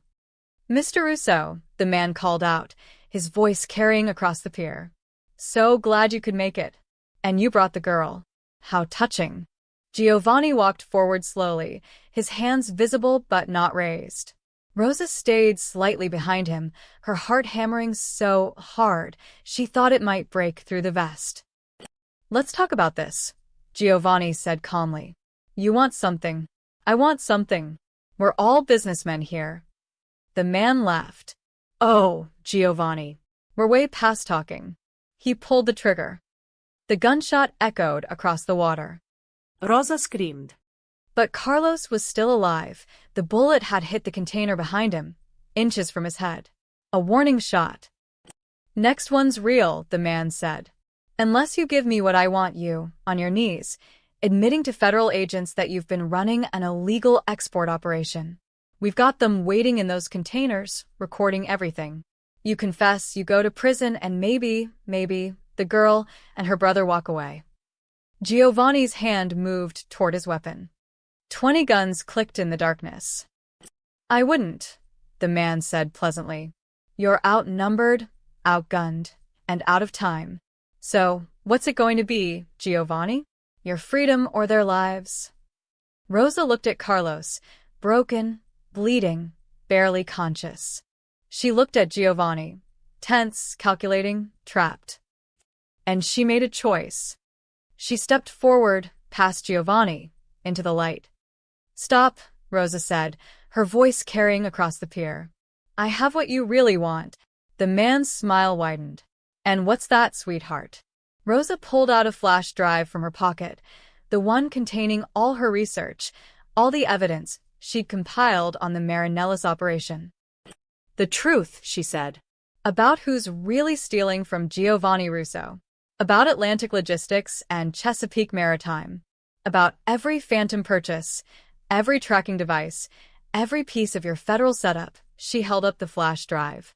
I've documented everything. And if anything happens to my brother or Giovanni, this goes to every newspaper, every FBI office, and every one of Giovanni's competitors. Your whole operation gets exposed. The man's smile faltered. Giovanni grabbed Rosa's arm, his voice low and furious. What are you doing? Changing the game, Rosa whispered back. Then louder to the man. So here's the new deal. You let Carlos go. You let us walk away. And maybe, I don't burn your entire organization to the ground. For 5 seconds, nobody moved. Then the man started laughing. Oh, you've got fire, girl. I like that, his expression hardened. But you're bluffing. That flash drive is empty, or it's got shopping lists, or... Rosa threw the flash drive. It landed at his feet. Check it, she said. I'll wait. The man in the suit gestured to one of his men, who picked up the flash drive and plugged it into a laptop balanced on a container. Rosa held her breath. The drive wasn't empty. She'd loaded it with every document she'd analyzed, every connection she'd traced, every piece of evidence pointing to the Marinellis federal setup. But would it be enough to make them hesitate? The gunman scrolled through files, his expression shifting from skeptical to concerned. He whispered something to the man in the suit. The smile vanished from the man's face. You little bitch, he said softly. You've been busy. Very busy, Rosa said, forcing confidence into her voice. And that's just one copy. I've got backups sent to people you'll never find. So, if you kill us, you'll spend the rest of your life wondering when it all comes crashing down. It was a complete lie. There were no backups, no network of people waiting to expose the truth. But Rosa had learned something from Giovanni. The best weapon in a negotiation was the threat you didn't have to prove. The man studied her, calculating. Then he looked at Giovanni. She really is something, isn't she? No wonder you kept her close. Let the brother go, Giovanni said, his voice hard.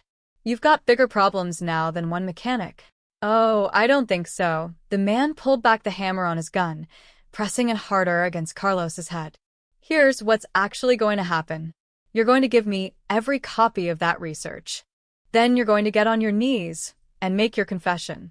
And maybe, if I'm feeling generous, I'll let the girl watch her brother die quickly instead of slowly. Rosa's hand moved toward her gun. Don't, Giovanni warned quietly. Such good advice, the man said. Listen to your boss, sweetheart. He's kept himself alive this long by knowing when he's... The explosion cut him off. A massive fireball erupted from the warehouse complex half a mile away, lighting up the night sky.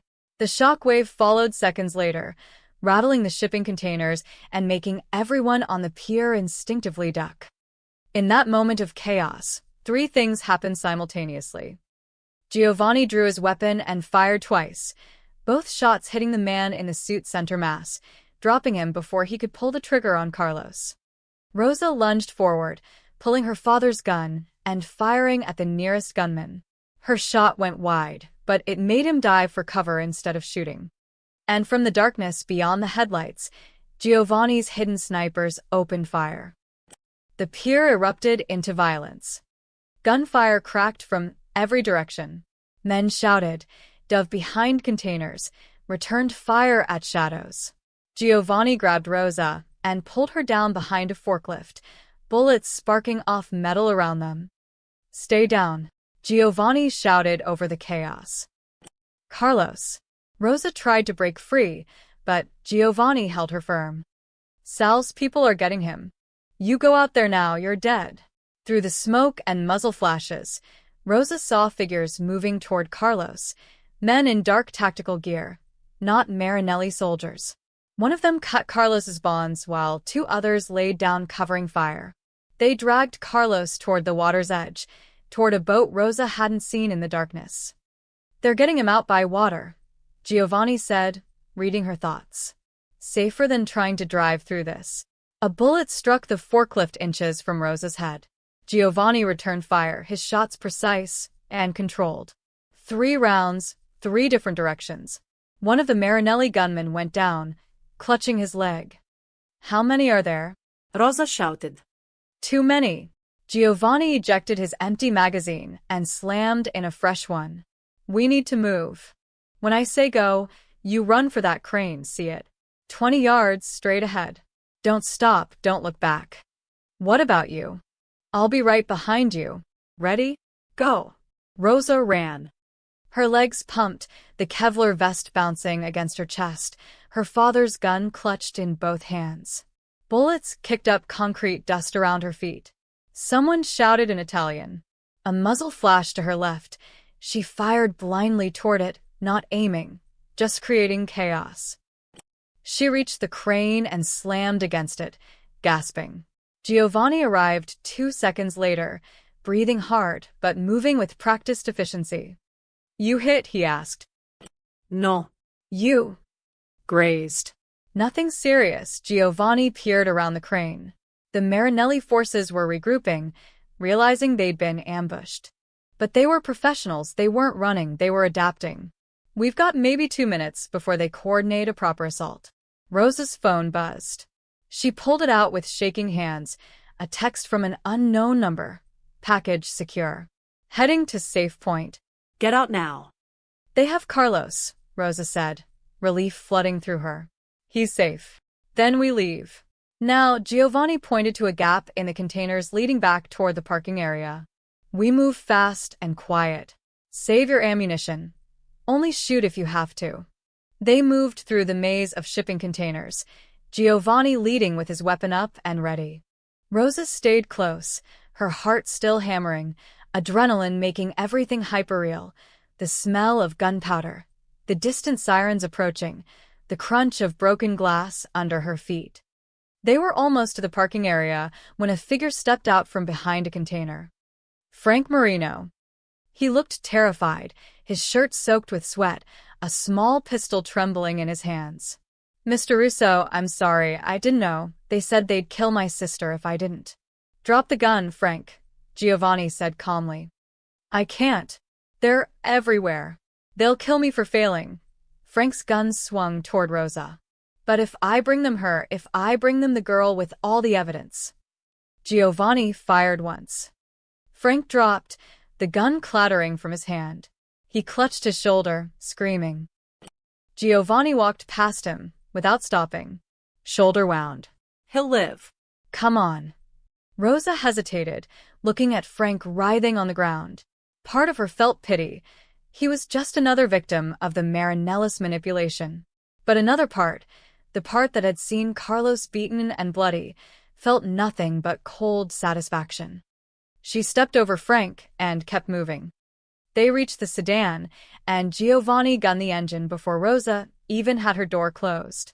Tires squealed as they peeled out of the parking lot, leaving the chaos of Pier 47 behind. In the rear-view mirror, Rosa could see police lights converging on the scene. Will your people get out? She asked. They're ghosts. They were never there. Giovanni navigated through side streets, putting distance between them and the pier. Professional operators know how to disappear. The police will find Marinelli soldiers, some bodies, a lot of questions.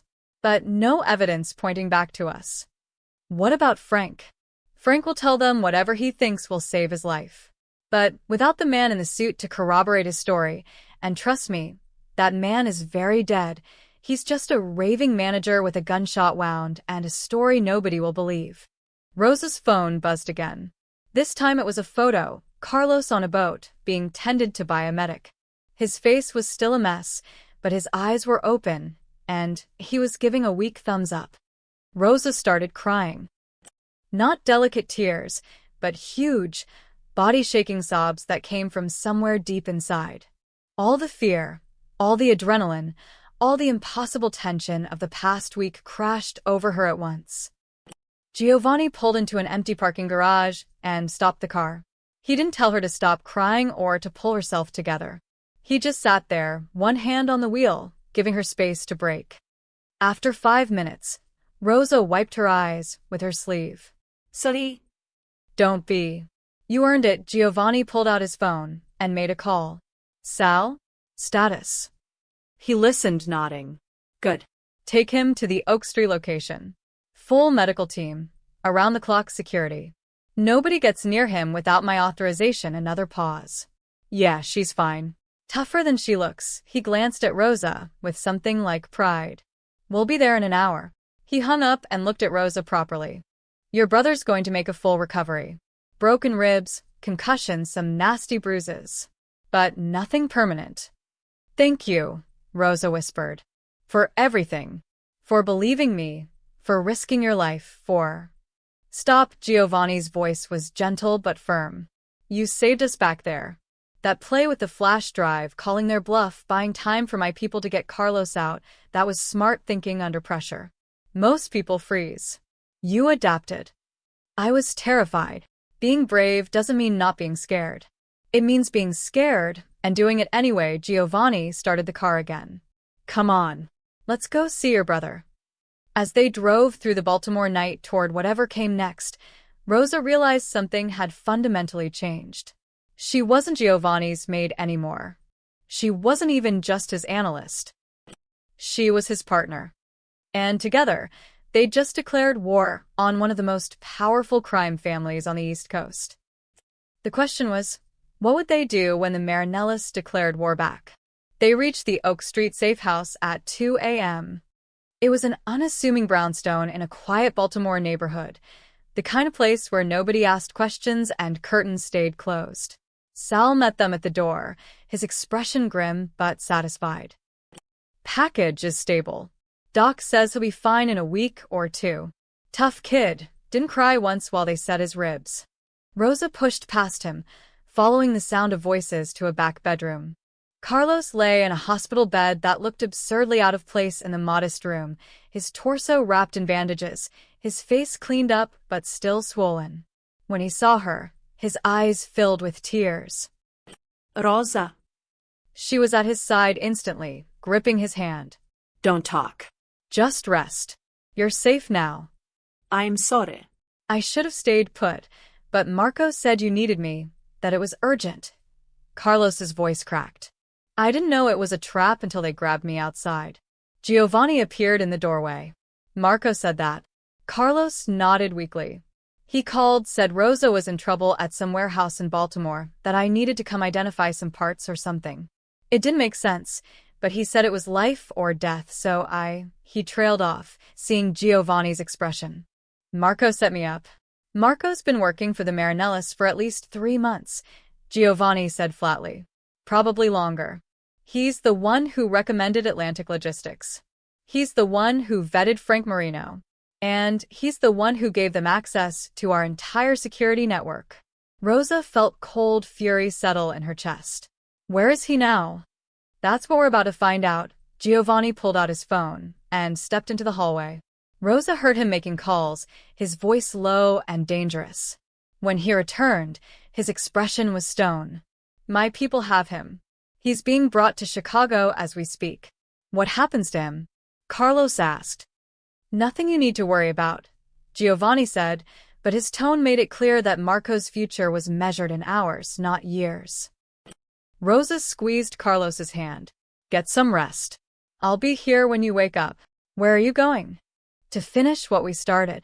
Giovanni led Rosa to a study on the second floor where Sal had set up a command center, laptops displaying security feeds, phones connecting to various contacts, a map of Chicago marked with red pins.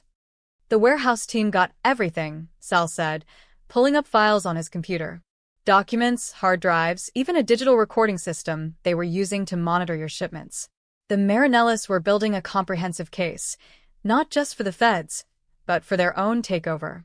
They wanted every detail of your operation so they could slide right in once you were arrested. Giovanni studied the screen. How much evidence? Enough to bury them. Financial records showing the Marinellis funded Atlantic Logistics specifically to infiltrate your operation. Communications between Marco and their underboss, a guy named Vincent Marinelli. No relation to me, Sal added quickly. Detailed plans for how they distribute your territory once you are gone. Even contingency plans for if you didn't take the bait. Which we didn't, Rosa said. Which you didn't, Sal agreed. And now they're scrambling. Police found 4 dead bodies at Pier 47, including Antonio Marinelli, the boss's nephew. That's a major loss for them, both strategically and personally. They're going to retaliate hard. Giovanni was quiet for a moment, processing. Then he smiled, a cold, calculating smile that reminded Rosa exactly who she was dealing with. Good. Let them come angry. Angry people make mistakes. What's the play? Sal asked. We don't give them time to regroup. We hit them tonight. While they're still reeling, Giovanni pulled out his phone and started making calls. I need every favor I'm owed. Every connection I have. Legal fronts, financial pressure, strategic leaks to the right agencies. We're going to dismantle the Marinelli operation piece by piece. Over the next 6 hours, Rosa watched Giovanni orchestrate a corporate massacre. First, he contacted a judge he'd helped elect. Suddenly, warrant appeared for Atlantic Logistics, citing financial irregularities and customs fraud. Federal agents raided the warehouse complex at dawn, seizing documents and arresting managers. Second, he called in markers with 3 different banks. By noon, every Marinelli front company found their lines of credit frozen, their accounts under investigation, their assets locked pending audits. Third, he leaked information to competing crime families, carefully edited versions of the Marinelli plans that made it look like they'd been planning to move on everyone's territory, not just Giovanni's. Within hours, the Marinellis found themselves surrounded by enemies on all sides.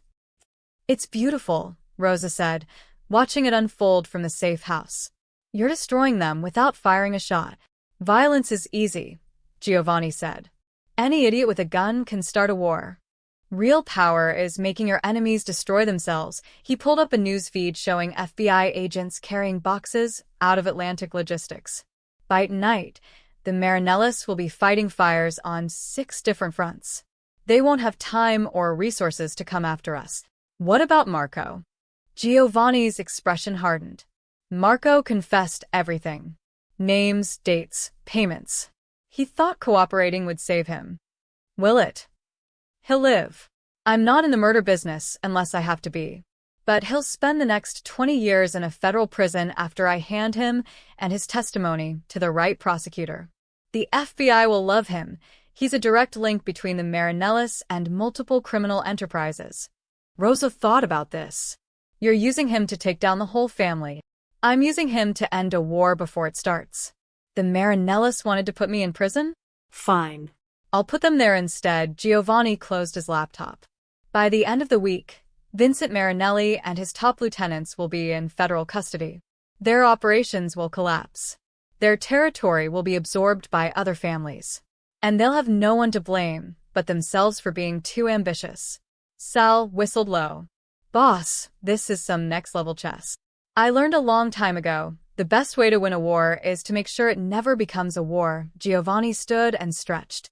Now we go home. We've been in Baltimore long enough.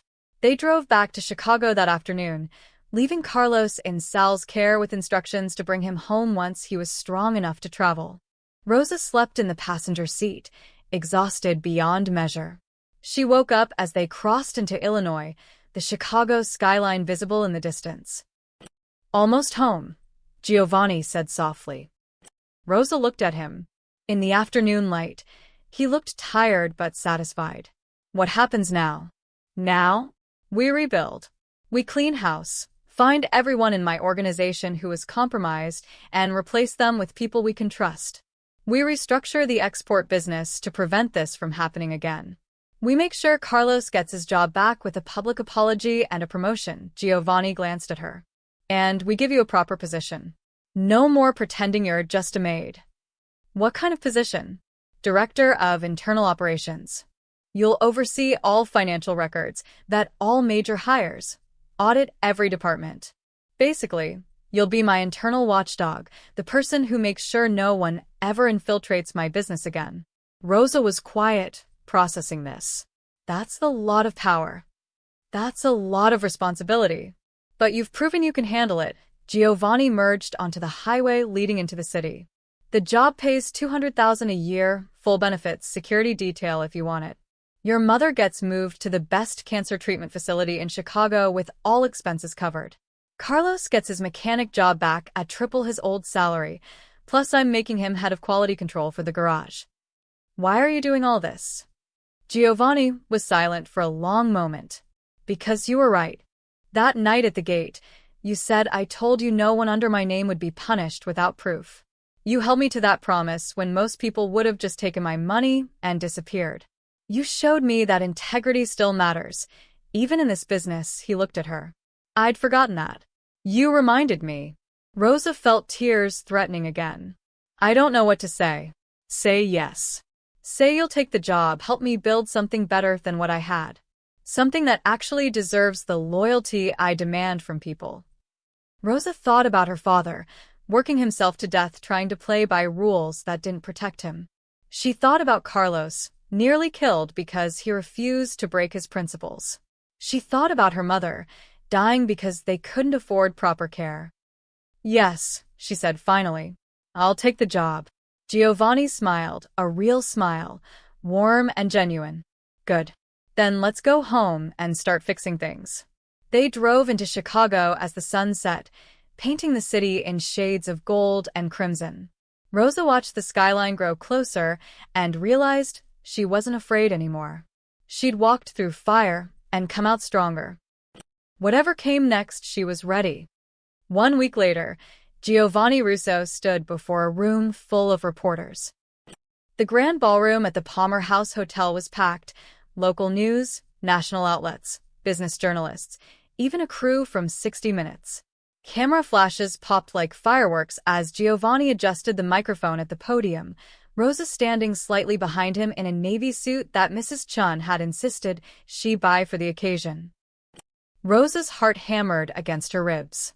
This was Giovanni's idea, a public announcement to reshape his image, to get ahead of the narrative before the Marinelli prosecutions became front-page news. But standing in front of hundreds of people, knowing millions more would watch the broadcast, made her feel exposed in a way even the gunfight at Pier 47 hadn't. Ladies and gentlemen, thank you for coming, Giovanni began, his voice steady and commanding. I've called this press conference to announce a major restructuring of Russo Enterprises and to address recent events that have brought unwanted attention to my business operations. A murmur rippled through the crowd. Giovanni raised a hand for silence. Many of you know me by reputation, some flattering, some less so. I've spent 30 years building a successful export business, creating jobs, contributing to Chicago's economy. But I've also operated in ways that prioritized profit over transparency, efficiency over ethics. He paused, letting that sink in. That ends today. Rosa watched the reporters lean forward, pens poised. Last week, my organization was infiltrated by individuals with criminal intent. They planted false evidence, manipulated records, and attempted to frame innocent employees for crimes they didn't commit. Thanks to the diligence of my internal audit team, we uncovered this conspiracy and have provided evidence to federal authorities. Several arrests have already been made. More murmurs. Someone shouted a question, but Giovanni talked over them. This infiltration was a wake-up call. It showed me that my organization had grown too insular, too dependent on personal relationships rather than institutional safeguards. So, I'm implementing comprehensive reforms. Giovanni gestured to a screen behind him, where bullet points appeared. Integritätsrestauration-Initiative. Independent third-party auditing of all financial records. Transparent supply chain documentation. Employee protection and whistleblower programs. Community investment and job training programs. Quarterly public reporting on business operations. These reforms will cost money and reduce short-term profits, Giovanni continued. But they'll ensure that Russo Enterprises operates with integrity, that our employees are protected, and that we contribute positively to the community that's supported us for 3 decades. A reporter in the front row raised her hand. Mr. Russo, sources say this infiltration was connected to the Marinelli crime family. Are you confirming that organized crime targeted your business? I'm confirming that individuals with criminal backgrounds attempted to compromise my operations for their own gain. Law enforcement is handling the investigation, and I'm confident justice will be served. Another reporter. But isn't Russo Enterprises itself connected to organized crime? Your father. My father ran a different business in a different era, Giovanni said, his voice sharp. I've spent years distancing myself from that legacy, building legitimate enterprises, paying taxes, employing hundreds of people honestly. Yes, my past isn't perfect. But I'm here today to talk about the future, not relitigate the past. Rosa saw him grip the podium tighter. This was the dangerous moment. If the press smelled weakness, they'd tear him apart. Giovanni took a breath, and his voice softened. I want to introduce someone who embodies the future I'm building. Rosa Alvarez, please step forward. Rosa's stomach dropped. This wasn't in the script they'd rehearsed. Giovanni caught her eye and nodded encouragingly. She stepped to the microphone, acutely aware of every camera lens pointed at her face. This is Rosa Alvarez, Giovanni said, placing a hand on her shoulder. Until recently, she worked as a housekeeper in my home. But when her brother, one of my mechanics, was falsely accused of theft as part of the infiltration scheme, Rosa didn't accept the easy explanation. She investigated. She asked questions. She uncovered evidence that my own security team had missed. The reporters were scribbling furiously now. Rosa didn't have formal training in investigation or accounting. She just had integrity and determination.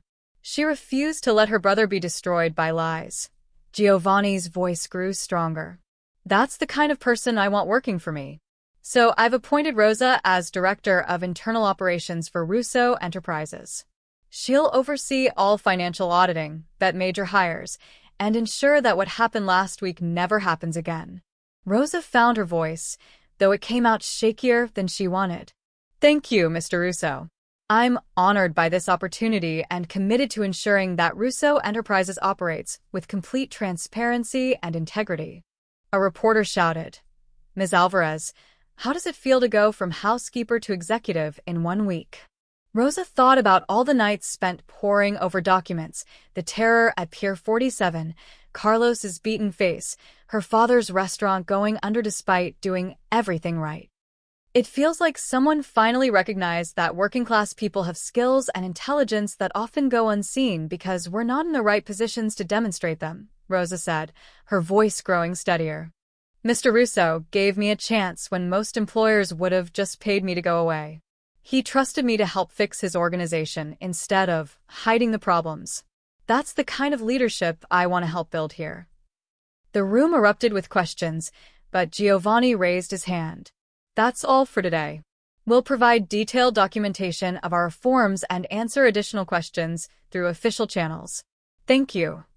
Security ushered them out through a back entrance while reporters still shouted questions. In the private corridor, Rosa leaned against the wall, breathing hard. You didn't tell me I'd have to speak, she said. You did beautifully, Giovanni replied. Sincere, articulate, relatable. The press will love you. Or they'll tear me apart for working with you. Let them try, Giovanni's eyes were fierce. You saved my business, Rosa. You saved lives. Anyone who questions that can answer to me. Sal appeared with a tablet. Boss, you need to see this. It's trending. He showed them social media. Already, clips from the press conference were going viral. Comments ranged from supportive, "This is how you actually give people opportunities," to cynical, Mob boss uses sob story for PR. To curious, who is Rosa Alvarez and how did she really uncover this? It's working, Sal said. Public opinion is shifting. People are seeing you as a reformer, not just another crime boss. And Rosa's story is resonating. Working-class woman fights corruption and gets rewarded. It's gold. Giovanni nodded, satisfied. Good. Now we need to follow through. Rosa, I need you to start the auditing process tomorrow. Full review of every department, every manager, every financial record. If there are more snakes in my organization, I want them found. What about Carlos? Rosa asked. And my mother? Carlos is being discharged today. I'm having him brought to the North Shore garage tomorrow for a formal reinstatement ceremony. Press will be there. As for your mother, she's already been transferred to Rush University Medical Center, Oncology Wing. Best doctors in the Midwest. I spoke to the department head personally. Rosa's eyes filled with tears. I don't know how to thank you. Stop thanking me. You earned this. All of it. Giovanni checked his watch. Now go home, get some rest. Tomorrow we start the real work, rebuilding everything from the ground up. Rosa nodded and turned to leave, but Giovanni called after her. Rosa? She looked back. I meant what I said up there. You fixed more than my business. You fixed my trust in people. His expression was softer than she'd ever seen it. You reminded me what loyalty actually means. That's worth more than any amount of money. Rosa smiled. Then I guess we're even. You reminded me that fighting back is possible. She left the hotel and stepped into the Chicago afternoon, where a black car waited to take her home. Her real home now, not the tiny apartment in Little Village, but a secure condo Giovanni had arranged in a building he owned downtown. Protection, he'd said. Insurance against retaliation. As the car pulled into traffic, Rosa looked out at the city, her city, and felt something she hadn't felt in years. Hope. Whatever came next, she wouldn't face it alone. She had resources now, power now, a voice that people actually heard. Her father would have been terrified of this life. But Rosa? Rosa was ready to fight. 3 months later. Rosa stood in Giovanni's study, reviewing the quarterly financial reports on her laptop. The Integrity Restoration Initiative was exceeding projections. Independent audits had found and corrected 3 more instances of financial irregularities. Employee satisfaction scores had risen 40%, and legitimate business had increased as clients gained confidence in the reformed organization. The Marinellis were gone. Vincent Marinelli and 8 of his top lieutenants were awaiting trial on federal racketeering charges. Marco had testified before a grand jury, sealing their fate. The family's territory had been absorbed by other organizations, their influence shattered. Giovanni entered the study carrying 2 glasses of wine. Still working? Just finishing the report for the board meeting tomorrow. Rosa closed her laptop and accepted the glass. We're up 12% in legitimate revenue this quarter. The reforms are actually making us more profitable, not less. Turns out honesty can be good business. Giovanni settled into the chair across from her. Who knew? Rosa smiled. Over the past 3 months, their relationship had evolved into something neither of them had quite named. Not romantic, the age gap and power dynamic made that complicated, but something deeper than professional. Partnership. Trust. Family, maybe. How's your mother? Giovanni asked. Good. The new treatment is working. Doctors say she might have years, not months. Rosa's voice caught. She cried when I told her. She thought she'd never see Carlos get married, never meet grandchildren. Now she might. And Carlos. Loving his new position. He called yesterday. They're designing a new quality control system for the garage, something revolutionary. He's thinking of patenting it, Rosa laughed. My brother, the inventor. Who would have thought? Giovanni raised his glass. To second chances. Rosa clinked her glass against his. To second chances. They drank in comfortable silence. Outside, the November wind rattled the windows. Winter was coming early this year. I want to show you something, Giovanni said suddenly. He stood and extended his hand. Come with me. Rosa followed him through the mansion, down the marble stairs, through the foyer with its crystal chandelier. Giovanni grabbed 2 coats from the closet and handed her one. It's cold out. They walked through the grounds, past the fountain with its stone lions, past the manicured gardens now brown with approaching winter. Giovanni led her to the front gate, the same iron fence where he'd found her that rainy night in August. Remember the spot? Giovanni asked. Rosa touched the cold metal, remembering. The rain, the desperation, the feeling that her world was ending. How could I forget? I drove past here tonight, just like I did then.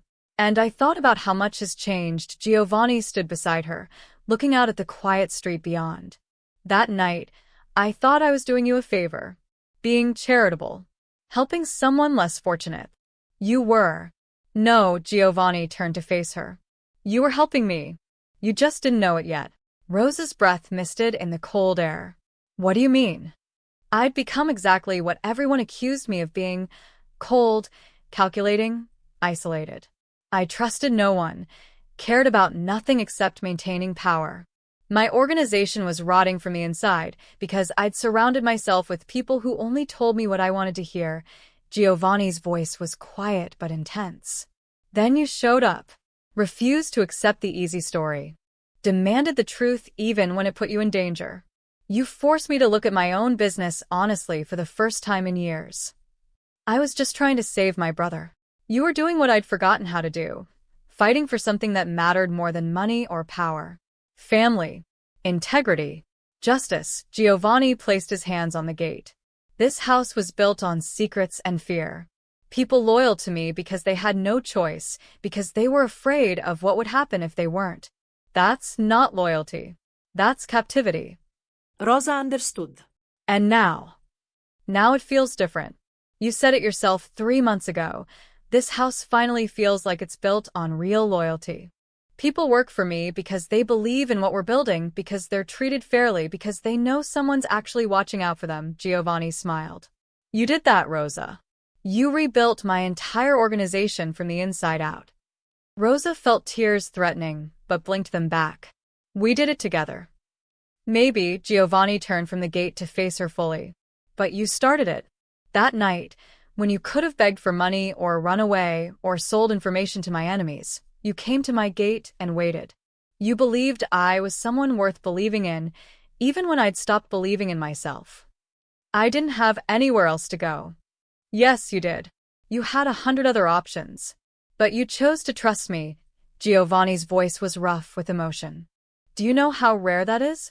Real trust, not bought or coerced or threatened. Someone who sees exactly who you are, the good and the terrible, and still chooses to stand beside you. Rosa's throat was tight. Giovanni, I'm not asking for anything, he said quickly. I'm just saying thank you. For that night. For every day since. For reminding me what I built this empire for in the first place, to protect people, not just profit from them. The gate stood between them and the street, iron and solid. But it didn't feel like a barrier anymore. It felt like a choice. The choice to stay inside these walls, protected and protected by them. The choice to be part of something larger than themselves. That night, I thought I was saving someone broken, Giovanni said softly, echoing the words from months ago. Turns out, you were rebuilding me. Rosa looked at the mansion behind them. Lights glowing warm in the windows, smoke rising from chimneys, security quietly patrolling the grounds. It wasn't a fortress anymore. It was a home. You know what's funny? Rosa said. My father always told me to stay away from men like you. Said they destroyed everything they touched. He was right. He was wrong. Rosa turned to Giovanni. You don't destroy everything. You just needed someone to remind you how to build.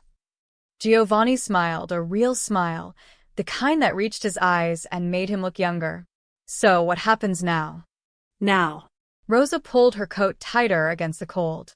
Now we keep building. We make this organization something people are proud to work for. We take care of the people who take care of us. We prove that doing business honestly isn't just possible, it's profitable. Ambitious. You hired me for my ambition. Giovanni laughed, a genuine sound that echoed across the grounds. That I did. They stood together at the gate for another moment, watching the street beyond. A car passed, its headlights briefly illuminating them before continuing into the night. Somewhere in the city, life continued. People fighting their own battles, making their own impossible choices, hoping for their own second chances. "Come on," Giovanni said finally. "It's too cold out here, and Mrs. Chen made lasagna. We should eat before it gets cold." They walked back toward the house together, leaving the gate behind. As they climbed the steps, Rosa looked back one last time at the spot where her old life had ended and her new one began. The gate stood solid and unchanging, but everything beyond it had transformed. Giovanni paused at the door, one hand on the ornate handle. "You know, this house has been here for 80 years. My grandfather built it, my father maintained it, I inherited it. But it never felt like home until you started fixing it." Rosa smiled. "Buildings don't make homes, Giovanni. People do." "Then I guess this really is home now." He opened the door, warmth and light spilling out into the cold November night. "Welcome home, Rosa." She stepped inside, and the door closed behind them, not shutting the world out, but sealing something precious in. Outside, the mansion lights flickered against the darkness, no longer a fortress of secrets, but a beacon of possibility. A place where a housemaid became an executive, where a crime boss learned integrity, where loyalty meant more than fear. A place where, against all odds, broken people had rebuilt each other into something stronger than they'd ever been alone. And it had all started with one desperate night at an iron gate, when Giovanni Russo found his maid sleeping on the street and discovered she was exactly what he needed to save himself. The end.